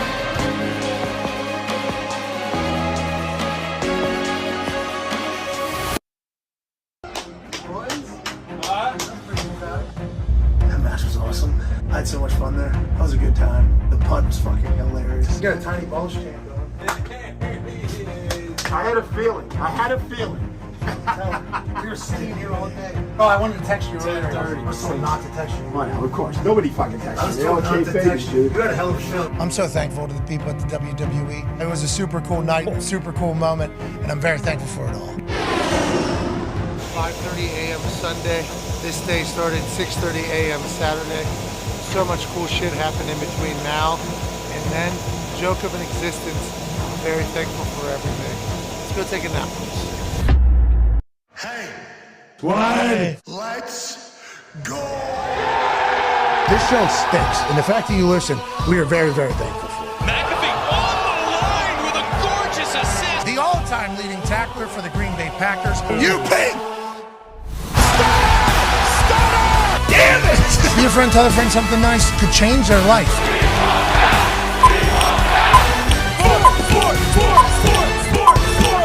Hello, beautiful people, and welcome back to the Convention Center here in beautiful New Orleans. Radio Road for Super Bowl 59 continues right now. Football! It is wonderful, and we've been celebrating it all week and obviously all season long. And this Sunday, Our champion is crowned. Will it be the Kansas City Chiefs, and will it be a three-peat, or will it be the Philadelphia Eagles getting over the hump that is Patrick Mahomes in the Super Bowl? Nick Sirianni, the head coach of the Philadelphia Eagles, has been called a big dumb dipshit all season long, even after they started running away with either the division or potential great seeding in the playoffs. People continue to say, well, this guy's a liability. They're not going to be able to win because this head coach is a big dumb dipshit. Now they're in the Super Bowl. And on the other side, it's a team that is back-to-back Super Bowl champions, back-to-back the best in the world. They would secure the number one seed in the AFC 2 weeks before the season had ended. They had the best record in football, and all anybody kept saying about them all season long was that they were playing like hammered dog shit. They said this offense is nowhere near what it could be. They look like they're playing like absolute shite. The defense, yeah, they're keeping them in the games, but there's no way this team is anywhere near as good as last year's team or the year before that. This is the Kansas City Chiefs team that isn't going to win because this team, although they're winning and beating everybody, they're actually shite. That's not the case at all. They're in the Super Bowl. They're potentially going to be three-peating world champs, which has never been done before. And all anybody wanted to say about both these teams is that they stink. They're either led by a loser or they are losers this year when they used to be winners. So you got a lot of motivation, you got a lot of conversation, and you got a lot of great football for at least 4 quarters on Sunday. And then after that, boys, the well on the dry. Oh, no. Okay? We're watching other sports. Oh, no. We're caring about other sports. We're talking about drama. We're talking about the draft. We're talking about players. We're talking about teams. We're talking about drama. We're talking about storylines. But for one more hour here, we're talking about football games. Hell yeah. Yet to be played. Talks the tables here at Boston Connor and at Ty Schmidt. One half of the Hammer, Dahn. Cowboys AP Tone is here. Did you guys get it right last night with the awards as a representative of the Associated Press? I did. Some people didn't. But personally, I could put my head down at night and sleep easy knowing I got it right. Good job. Okay. Way to go, Tony. Oh, yeah, Tony. You're the only one that had Van Ginke. I was the only one that had Van Ginke as Defensive Player of the Year. He was top 8 in sacks, top 5 in TFLs. He had the most tackles as an edge. He had 2 pick sixes, which obviously led edges in that category. I thought he was just all around incredible. It was one of the not weirdest, but toughest Defensive Player of the Years in a long time because there were just so many ways. I had Pat Surtain as my third just because I'm an edge guy. So that's just how I live. Well, let's go to host of Everything DB, Good D, Bad D, yes, Darius sir. J. Butler. A corner wins Defensive Player of the Year. Congratulations to the position. Love that. Son of a Louisiana legend. Pat Surtain, also a Dolphins legend. So great to see him. He was on one of the best defenses in the league. He was actually locked down. He was the all-around best corner in the league, I think, by far, easily, hands down. You got him and Derek Stingley Jr., but he was on the Everything DB team, of course, and he joins a very, very short list of cornerbacks to win this award. You got Seawood, your former teammate, Rod Woodson, Mel Blunt. I think Steelers have had 2 corners. Stephon Gilmore, Deion. So he Revis, is building his legacy. Ooh, I don't think Revis won it. Interesting. Yeah, that's wild. Like that Revis Island year, I don't think he won it. Champ Bailey, I don't think he won it either. He had an unbelievable year as well, but I don't think. Well, because if you're like a great corner, you're not getting a lot of action. Yep. Right? And if you're not getting a lot of action. Like even if through the year you blow up, they're going to start sticking away from you. So the action has to come to you for you to do great. Is that why you think corners not normally getting? And it's hard to, you can't just look at a stat sheet and know, you can know Jamar Chase or for quarterback or Saquon Barkley if one of these guys have a great game just looking at the box score. Just very much like offensive linemen. You don't really know unless you're a guy who's getting, Sante Samuel getting 10, 11 picks a year. So he's had ball production. He follows the more receivers. He shows up in the run game. He does everything you want to do at that cornerback position. He's Defense Player of the Year. Hell yeah. Good for him. Good for him. Super Bowl champion AJ Hawk is here. AJ, is the palpable buzz that we are feeling around us as old friends gather and new friends file into this place. Does it make you go back to the time when you won the Super Bowl, AJ? Do you want to put the pads on one last time? Is this one of those games where you think to yourself, "Ooh, I wish I had one more game in me"? Can you feel that energy radiating through the city? Yeah, I can feel that sarcastic energy is radiating through my bones. But yeah, I think anytime, not just me not just you guys as former players. I mean, D-But, we know you and Jameis were on the same wavelength for a while. Anytime you're around the Super Bowl, I remember being a little kid watching the Super Bowl thinking, hell, I want to put my pads on and play right now. So I don't think that goes away for really anybody in America. Yeah, I think it's the big one, and everybody's here. We talked to Governor Jeff Landry earlier, and he talked about the world, seeing even more of New Orleans, especially with what just happened, last month to start the new year here. It's like they're very proud of it. It's awesome, and the Super Bowl is always going to live up to the hype. AQ Shipley, you think the game's going to be a great one? We have flip-flopped, all of us, numerous times. The game has become a pick'em, basically, on ESPN Bet. Both teams minus 110 on the money line, which is the same exact odds for either team to win. So that's a coin toss. Chiefs still favored by 1, though, if you're going to take the points. Last time I checked, yeah. But it's basically a pick'em in this. What is the last thing we should think about before we make our pick? I think the biggest thing that you have to always take into account when this game happens with the Kansas City Chiefs is the triangle between Spags, Reed, Mahomes. You just always have to play that in your mind. I think there's so many people here that think the Eagles are the team, and they, on paper, are the team. But those 3 guys are special. Okay. Thanks for the sage words of advice. Before we make our picks, ladies and gentlemen, we have some Gator. There's some Gator. I believe there's some Gator. Gator? Where? I believe there's some Gator. Right, Gator. We got some Gator. Okay. Gator Bots here. Oh, Gator Bots. Thank you, Bruce. One of my favorite ways to eat Gator. Louisiana fish fry. Wow. Louisiana fish fry, obviously. Shout out. You guys want some Gator Bot? Love some Gator Bots. I would love a Gator. Gator nugget. Little Gator nugget. Gator nugget. Catch one Gator in my nugget there. Yeah, throw them right in his mouth. Yeah. Oh, no. Oh, I got that one. Came off a thumb. Sorry about it, D-Buck. I got. Hey, Kish. Good Gator. Cheers to you, boys. Here's a little Gator. Now that's Gator. Good Gator. Gator's really good. Kind of freaks me out a little bit. It's like a mixture between chicken and calamari. We used to eat a dinosaur. And then we ate an alien last night, octopus. Yeah. True. That's good Gator. That does taste really good. I love me good. some Gator. That's unbelievable. That's really good. Doesn't compare to Jeff. Kind of just tastes like Is Gator like elk? chicken nugget. I don't know if Gator's... That's all it is. I don't think it's like elk. I think Gator's In like... how? What Gator way? like Gator. Like, what's his name? Okay. Like Rogan eats elk. Like, is a super... Like, is Gator like that? Gator is not sure Gator, exactly what that means. Tony. Is Gator healthy? Yeah, is what is you're it good saying? for you? I don't think it's fried lean. I don't think Gator nuggets is Now, necessarily Yeah, healthy. fried Gator definitely not. Yeah, I had some grilled Gator. Perhaps that would be a little more healthy. Of course. Perhaps. If I had to guess. From what you have heard.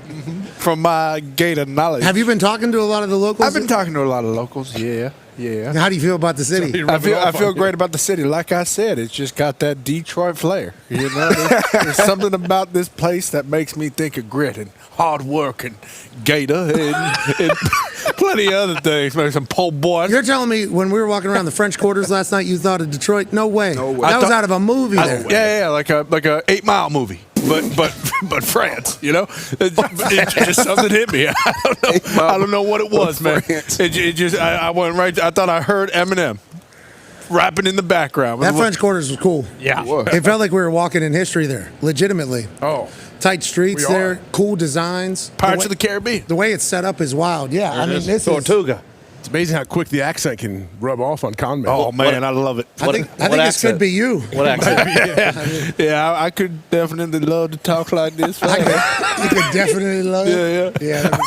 I'm quite sure I'd enjoy it. All right, before we make our picks, we need to take some quick picks from a man who is from the great country of up north.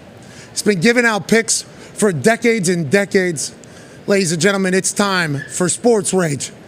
Gabriel Morency making us some money at the Super Bowl. Yeah!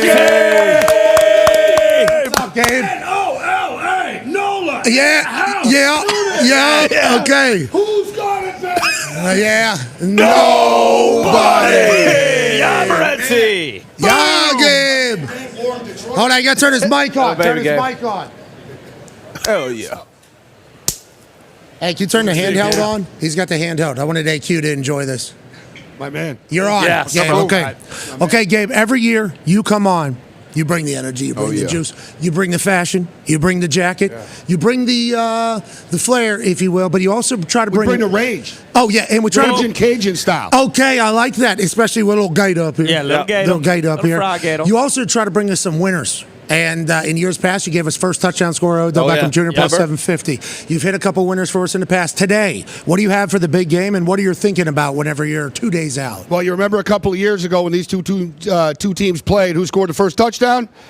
Jalen Hurts. Yeah. And I'm still upset that I didn't take it 2 years ago. I know Saquon Barkley, I think, is going to get into the end zone, but I think that Jalen Hurts will be the first touchdown scorer of this game. But if you're taking someone on Kansas City, I think we go with Kareem Hunt at plus 800. Oh, running back. Yeah, Kareem Hunt. And one thing about the Kansas City Chiefs touchdown props here, guys, normally the team that's favored, it's a shorter price. So you're getting big numbers.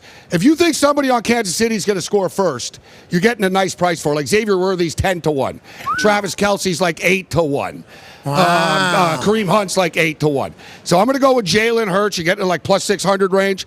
But let's go with a little bit on Kareem Hunt as well, Pat. Plus 800, baby. Okay, so that's first scorers. Is there anything for first possession? Like I believe there is first completion, first reception. Who would that I'm not getting too gimmicky this Okay, I like that. year. I like that. Okay, let's get to the meat and potatoes. Yeah, I don't care what color Taylor Swift's socks are or anything like that. Well, she's not going to wear socks, obviously. She's got probably flies. incredible heels. Heels, I would assume. Yeah, Or what color awesome her heels are. boots, maybe. Ooh, yeah. Red boots. No gimmicks, but let's keep it simple. I think the Philadelphia Eagles are going to win this football game. Whoa. Because of Jalen Hurts and Saquon Barkley on the ground. I think it's going to be a punishing 1-2 attack. We saw Joe Mixon had success against Kansas City.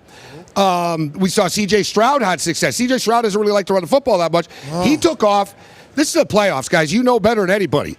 Hell, we see, Tom Brady, Peyton Manning will run in the playoffs, right? You got a Super Bowl on the line. Jalen's not going to hold back. I think 37.5 yards, guys, for Jalen Hurts is too light. And you know what? He's gone over this number in 8 of his last 11 games, including the game he got hurt in, even against Washington. Yeah, when Kenny Pickett came in. And you know he's going to take off in this game. I also think Mahomes is going to go over his numbers, getting up there 29.5 right now. I think, we all know Mahomes, sneaky. That's smart. He's going to get the first down when he needs it. I think both quarterbacks are going to go over their rush yards. And I'm not scared of Saquon Barkley at over 110, 112.5. That's a high number It in is. the Super Bowl. Yeah, it is. But all he's been doing is crushing this number, right, on a weekly basis.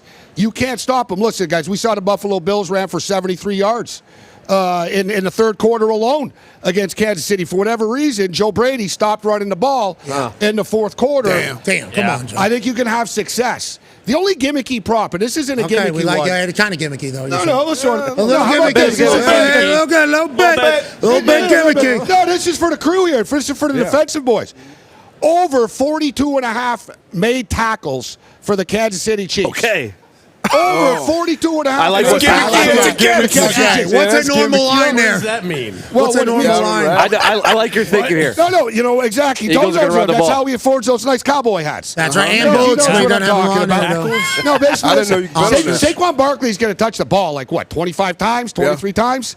Jalen Hurts probably going to rush the ball another 6, 7, 8 times. I think the Eagles are going to win the battle, the time of possession. I think they're just going to wear them out, run the ball down their throat all night long. And for the record, Kansas City had 45 tackles. Okay, yeah, that's what we're saying. We need some comps. So, it's sort of in those the... 42.5 of those two players? In that, everybody? No. All total together. defense. Yeah, total defense. This is a new bet I'm learning. Yeah, so put it this way. Gimmicky, not gimmicky. Yeah.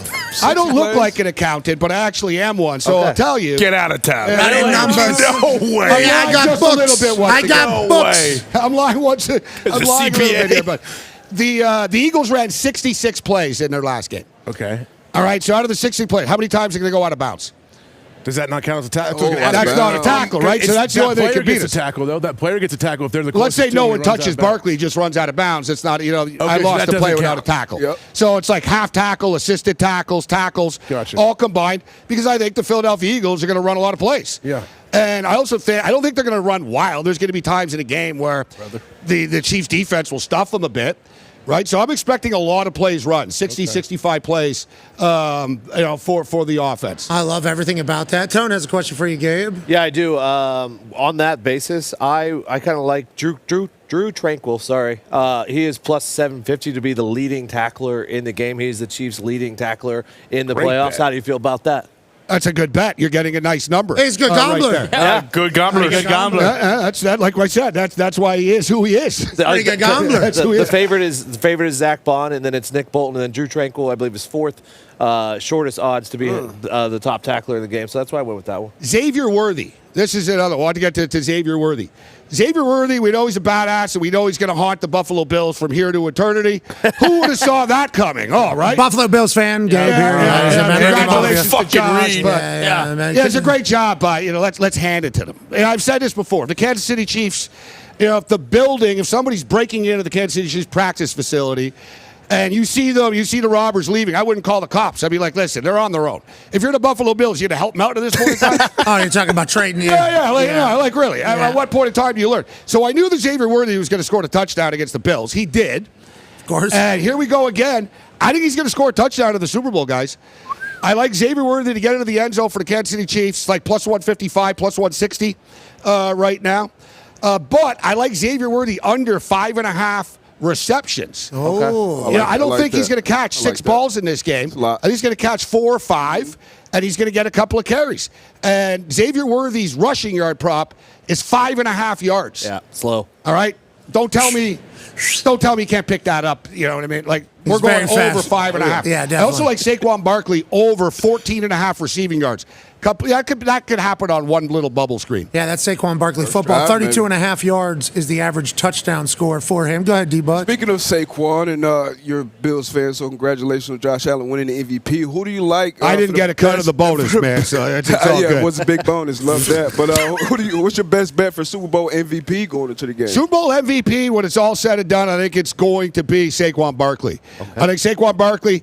I've got a final score for you guys from fact numbers. Love that. Fact numbers, baby. And warm Detroit and go back to the casino and get it done. Hit these on the roulette, possibly. I love the term. I was laughing out loud, man, when I. Well, thank you. You know what I mean? This is Governor Boston Cohen. Yeah, you know what I mean? They're both great cities. Yeah, I agree. They're both great cities. Amen. As far as the total of this football game, the so-called sharps, and I hate the term sharps and squares and all that, but a lot of pro bettors, Pat, earlier, they did bet on the under of this football game. I personally don't know why. I think there's going to be points. It's a fast track at the Superdome. There's going to be a couple of trick plays run. There could be some short fields. Both teams are very efficient when they have the football. And all this Kansas City stuff, these guys are rope-a-dope. Like Floyd Mayweather in the first 5-6 rounds of a fight in the first weeks of the season. Right? They dialed it up on offense right now. Andy Reid starts to run plays that Yale ran in 1912 that you never saw before. So, look, they hung 32 on the Bills. I think the Chiefs are going to get to 27 points. 3 touchdowns and 2 field goals for the Kansas City Chiefs. Okay. And I've got 4 touchdowns and 1 field goal for the Philadelphia Eagles, which adds up to 31-27. Birds. 31-27 Birds. And it pays 150 to 1. Okay. 150 to 1. That's good. Okay, I'll take it. Incredible odds. I'll take it. Done. It's been an incredible convo. Gabe, we appreciate you bringing us this juice on Friday. Hey, I always appreciate the tradition continues, my man. Absolutely. Ladies and gentlemen, Sports Rage. Who's got it better than us? Nobody. We appreciate you, Gabe. Baby Gabe. Michigan man as well. You know what I mean? I heard that. Awesome. I didn't know. Thank you, Gabe. Thank you, Gabe. Betsy. Felt like there was some real. Always some bring real. it. Gabe. Felt like there's some winners in there. Oh, yeah. Felt like we might have some winners in there. I'll take 31-27. Sweet Jack. You have to. I'm betting it. Great job. 150 to Thank 1. you, Gabe. I'll tell you what, if that hits, Gabe. Yep. Gabe's gonna be on cloud 100. Yeah, he's the GOAT if it Yes, hits. he is. All of his things, just so much. That's how you know he lives and sleeps and eats gambling. Yes, he does. Always looking for an angle. Always looking for an angle. He sold me on that tackling bet. 42.5 tackles. Normally a tackle about 45. Couple guys run out of bounds. I'm losing a play. So I need that on that whole thing. A little gimmicky, not too gimmicky. Tones, too. Tranquil plus 750 as the leading tackler on the defense everyone thinks is He's going to be on the field. Yeah, with a running team, it feels like Tranquil is a great bet. All right, let's get to it. Boys, we've been waffling and waffling. We have. We've taken casino visits and lost our ass and come back. We've done this show. We've talked to experts. Yeah. People that know it inside and out. Big old brains. And we've gone to dinners and we've gone to casinos, lost our ass, got a patio. Talk about the good old days. Oh, yeah. Yeah. We're in them. We're in them right now. We're in them. And do a show, talk to more experts. Yep. Waffle, waffle, waffle, waffle, waffle. We've been flip-flopping, all of us. I think if everybody's been telling the truth. Yes. None of us have had any conviction on who's going to win this Super Bowl, which is exactly how it's supposed to be, I think. The AFC's best taking on the NFC's best, and nobody has a fucking clue. That's great news. Yeah. There's been people on TV that have made picks in back-to-back days, and they picked both teams. Yep. Can't blame them. Hey, who's going to win? Eagles. They're going to bully you. Then they have to go and lay down at night. Uh-huh. And they have to read through their mentions. And they have to see everybody say, oh, okay, so Patrick Mahomes isn't even playing in this game. And you wake up, you're like, Patrick Mahomes is playing. Chiefs are going to win. That's what they do. You pick the Chiefs the next day. Everybody's like that. Basically a pick 'em on ESPN bet. Minus 110 for both parties on the money line. That being said, let's make our picks. It will be a pick 'em. The 1 point does not matter to wrap this thing up. We'll start with you, AQ Shipley, host of In the Trenches, handed out a Trenchy Award to the Philadelphia Eagles offensive line for being the best offensive line in the game. AQ Shipley, who do you pick? How do you pick? Well, see, there's been no waffling here.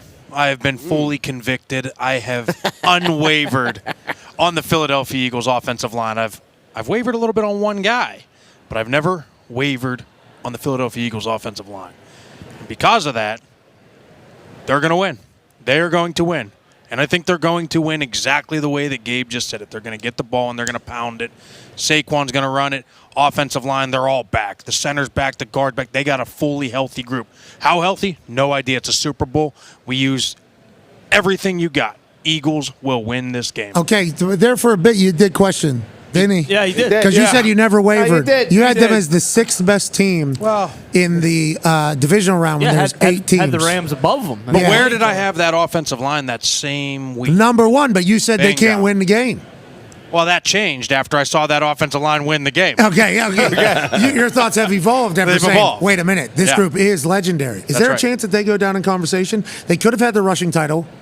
Could have. I mean, everybody, that would have been a big game from Saquon and from them, but they could have had it. They are by far the reason why they are winning. The stats say both yards before contact for Saquon Barkley and the amount of rushes versus the amount of passes that the offense has done as a whole, they've put the team on their back. Will they be in a historic conversation? Who is in the historic conversation of offensive line? Yeah, I think they're going to be in the top 5 conversation of all time. I really do. I think you go back to some of those Steelers offensive lines in the 70s. They were phenomenal. I think they put 4 or 5 in the Hall of Fame. They got a bunch of guys on this Eagles team. Cowboys, exactly, with Larry Allen. I mean, they were And obviously some Dickerson's group. Yeah. But when you take a look, and now that you have these stats of how many yards Saquon had before being touched, it is all on the offensive line when those stats come out. How about it? Congrats to the big boys. Yeah. Can they win the big one? AQ Shipley says yes. Let's go to one half of the hammer. Dahn. Cowboys AP Tone. AP, you had your MVP ballot correct. Yep.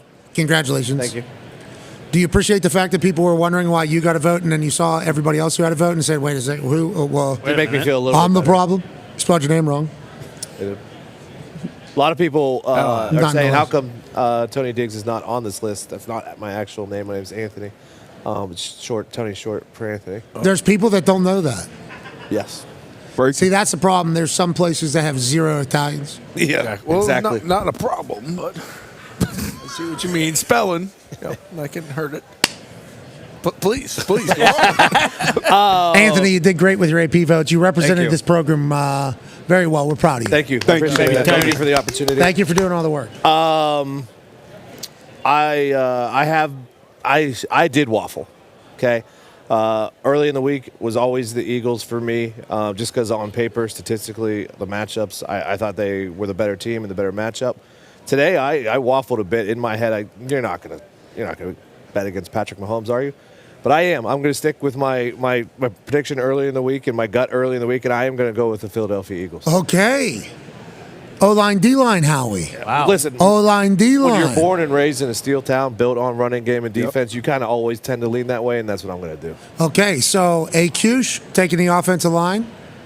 Anthony DeJulio taking the Eagles in the power football. Let's go to the toxic table. You two are wearing titles, have been all damn day. Ty, we'll start with you.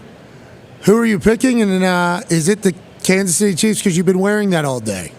Well, maybe. But listen, I love Sirianni more than just about any coach in the league. I feel like me and him we're a bit simpatico, or we've become that way a little bit. Yeah, because it feels like you're maybe speaking for him sometimes. Maybe sometimes, yeah. Listen, Cooper DeJean, we got an Iowa Hawkeye starting in the Super Bowl. You shitting me? His rookie year, his birthday is on Super Bowl Sunday. Saquon's birthday is on Super Bowl Sunday. I want the Eagles to win. I really do. I don't think they're going to. Jeez. Wow. It's been the same thing. I started early. On their birthdays? On their birthdays. I know. Mahomes just doesn't really lose these games. I think the Eagles, they'd have to win by like 10, 13 points. And we talked about that yesterday. Like, it doesn't matter if the Chiefs get down 13 points. Hell, it doesn't matter if they get down 20 points. Like, there's a good chance that Mahomes is just going to will them to a victory. I think he's going to do it again. But I would love to see the Eagles win. I just don't think they're going to. So you've had the same thoughts as we all have, but you've actually decided to waffle all the way over. Yes. Diggs said he thought about that this morning, and he was like, no, I'm not going. I'm going to stick with it. You had that thought this morning. You're like, yeah, what? Yeah, that's Mahomes. Yeah, that's Patrick Mahomes. There's a reason. He's already in the GOAT conversation. Exactly. Yeah. Boston Connor over there on the toxic table. You have the Philadelphia Eagles title that you can get at WWEshop.com. It's beautiful. It's been holding you up, you say. Yeah, it has. Truly. Is there a reason you're wearing it? No, there isn't. Actually, I woke up this morning and I said I could see the Eagles crying. I could see the red and white confetti. Sirianni. You can see Mahomes driving down the field down by 2, getting all the way down to the goal line, them kneeling it out a couple times, get that clock down to 5, kick a field goal, game over, 3-peat, the merch is everywhere. Pat Riley makes $1 billion. I could see that in my brain. But then I could also see, my Philly bloodline. My mother's from Philly, okay?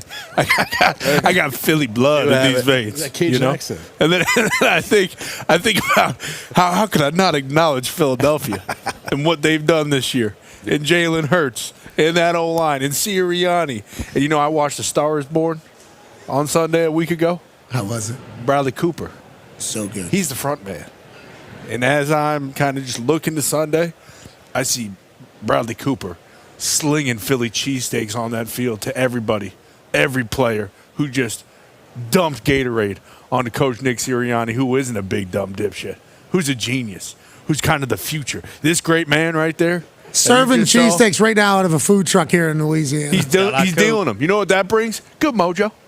You know what good mojo brings? What's that? Super Bowls. So I'm riding with the Philadelphia Eagles. I think the Eagles are going to win. I really do. I think 3-peats are incredible, but I don't think they're meant to happen. I truly don't. I think this is finally Philly's year. And, to what Drew Brees said, we did hear a lot from a lot of people. Drew Brees yesterday said Philly's the most desperate team. And I love a good desperation. Hungry dogs. Vic Fangio. We talked about how long he's been in the game. No Super Bowls. He's going to have something up his sleeve. Spags and Reed for sure. But Fangio's not walking into the Super Bowl, never being there, never winning it. Just let's just run everything that we've been doing. I think he's going to mix it up. I think it's going to be a great game, but the Eagles win. Okay, so the title belts were an indicator earlier. Happy to see it. Way to represent, boys. ELGSES. I might have just got swayed another time. 9-year NFL vet. Massive football brain. Looks like he's not 100% sure where he's headed yet either.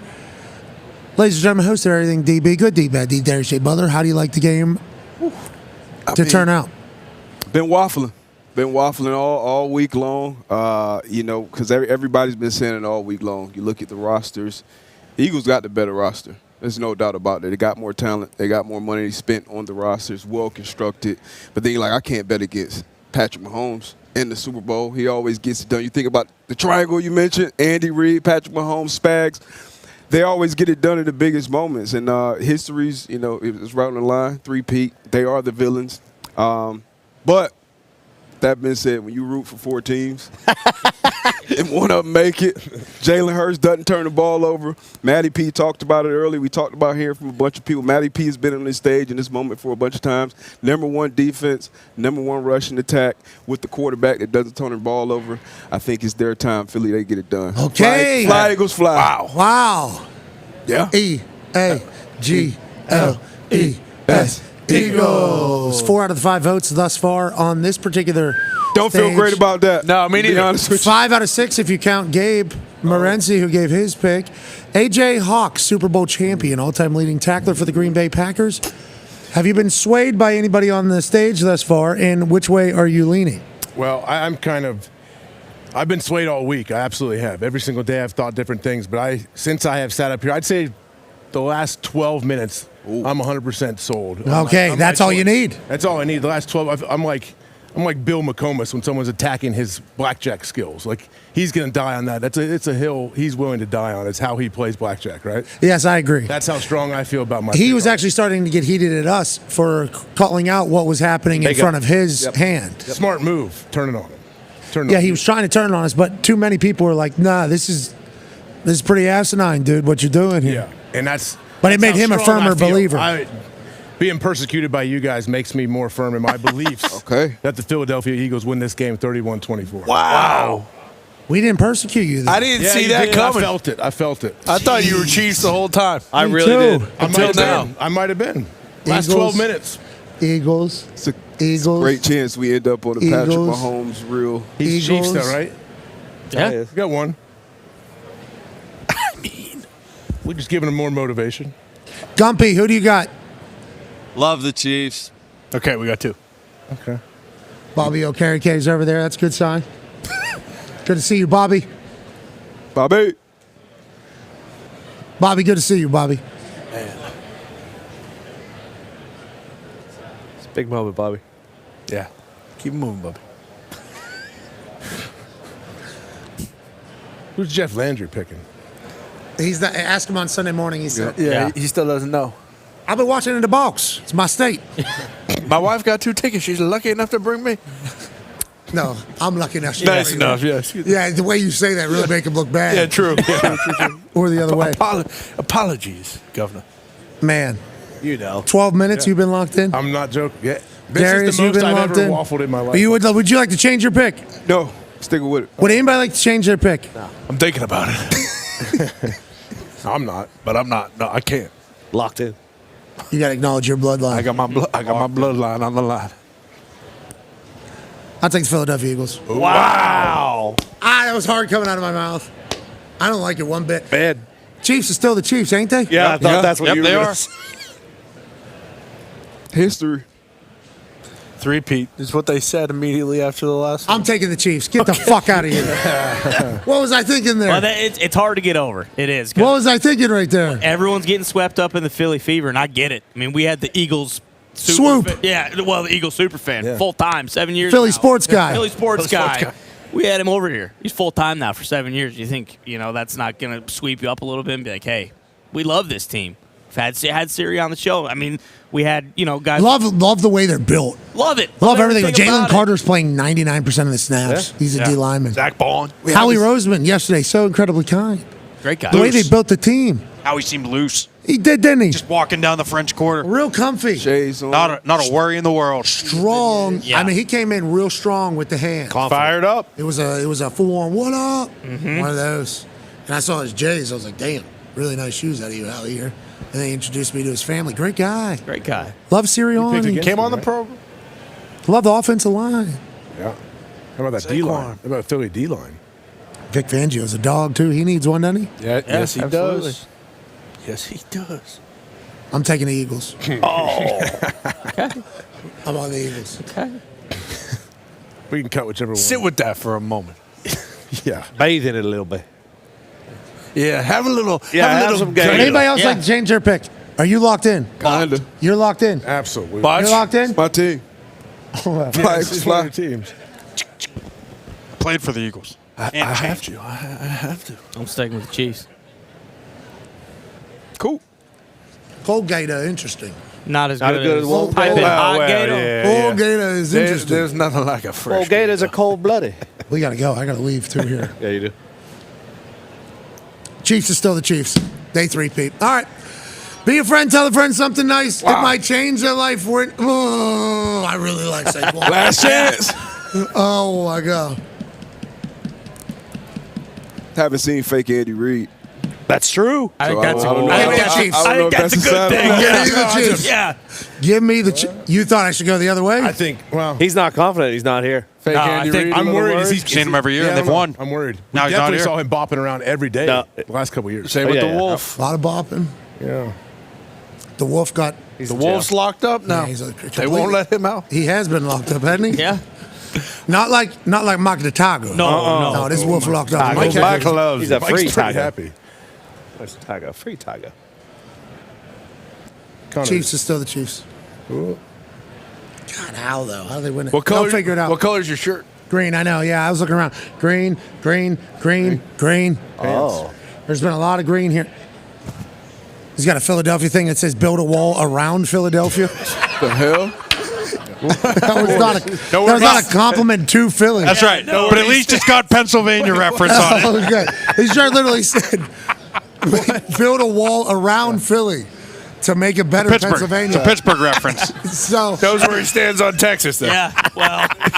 Whoa. Surprised he didn't wear his ice jacket today. on that note, let's get out of here. Thank you, everybody that was part of setting this up. Mystic Scenic Studios, I believe, is the company that built this set. Thank you so much for your incredible work. This looked incredibly authentic and awesome, and everything worked. To Barcode and the ESPN crew that wired this whole thing, set this thing up, thank you so much. It looks amazing. To the NFL people that have this radio row, thank you for the opportunity, for letting us be here. To the people that stand out here, thank you so much. I really appreciate you guys. Hell yeah. It's incredibly awkward, but we do appreciate getting a chance to see you guys. Josh Allen is MVP, his sign says. That is accurate. That's a good sign. It's an accurate sign. Yeah. Looks like it was made by hand, too, so that's maximum effort, like the work ethic of the sign. Everything good about the sign there. And, yeah, let's enjoy the Super Bowl, boys. Okay? All year. A lot of Eagles fans on the set. A couple of us still believers in the Chiefs. That's right. Maybe we look like fools on Monday. Maybe. Or maybe it's you guys. Oh, no. Could be. Maybe that's it. Nope. Staying with the Chiefs. Yep. This one doesn't. It's because you want the Eagles to win. Like, I want the Eagles to win. it's the Chiefs. Yeah, so what happens if the Eagles win? Then the Chiefs don't have the refs on their side to win every game, or how's this work? How's that conversation go? No, they still do. Hey, just to get to the Super Bowl. People cherry pick. They're trying to give it to him. Oh, they're trying to give it to You're him. saying that whole thing. Had to beat the refs and the Chiefs. What is the over-under on calls? Beat the champ, you got to knock him out. You do. You do. Humans are out there making the I calls. believe, who's the ref? Torbert. Yeah. He makes a few calls. Well, Torben's got a international stage. Bingo. For an ISO. Got a good voice. So we're definitely a couple of these. Couple of these. At least one. Yeah, a couple of these. I hope not. I hope not. There's definitely going to be a few of these. Couple of these. A lot of days. Yeah, I see. Maybe even one of these. Oh, really? You think he's going to do one I of think these? there might be there's one going of to be these. one of those. Oh, watch it. Sack, one of these. Illegal shift. Elon? Illegal shift. Yeah, easy. You already brought up your ice jacket. Straight sideways. Illegal. Oh, yeah, very, very stern, yeah. You practice that? Motion. Yeah, maybe a couple of these, too. Couple Because you of can make those. these some cool breaks. Yep. Encroachment? Defense number.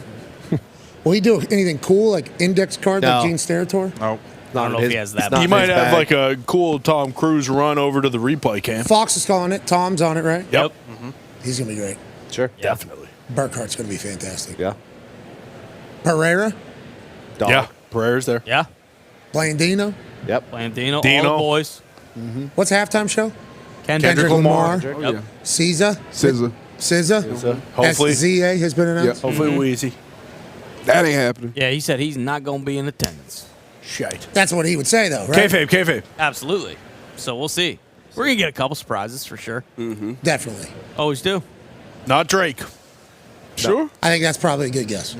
I would assume not Drake in the Super Bowl. But what if it is? And what if it's all? It's all gimmick. It's all Cool. work.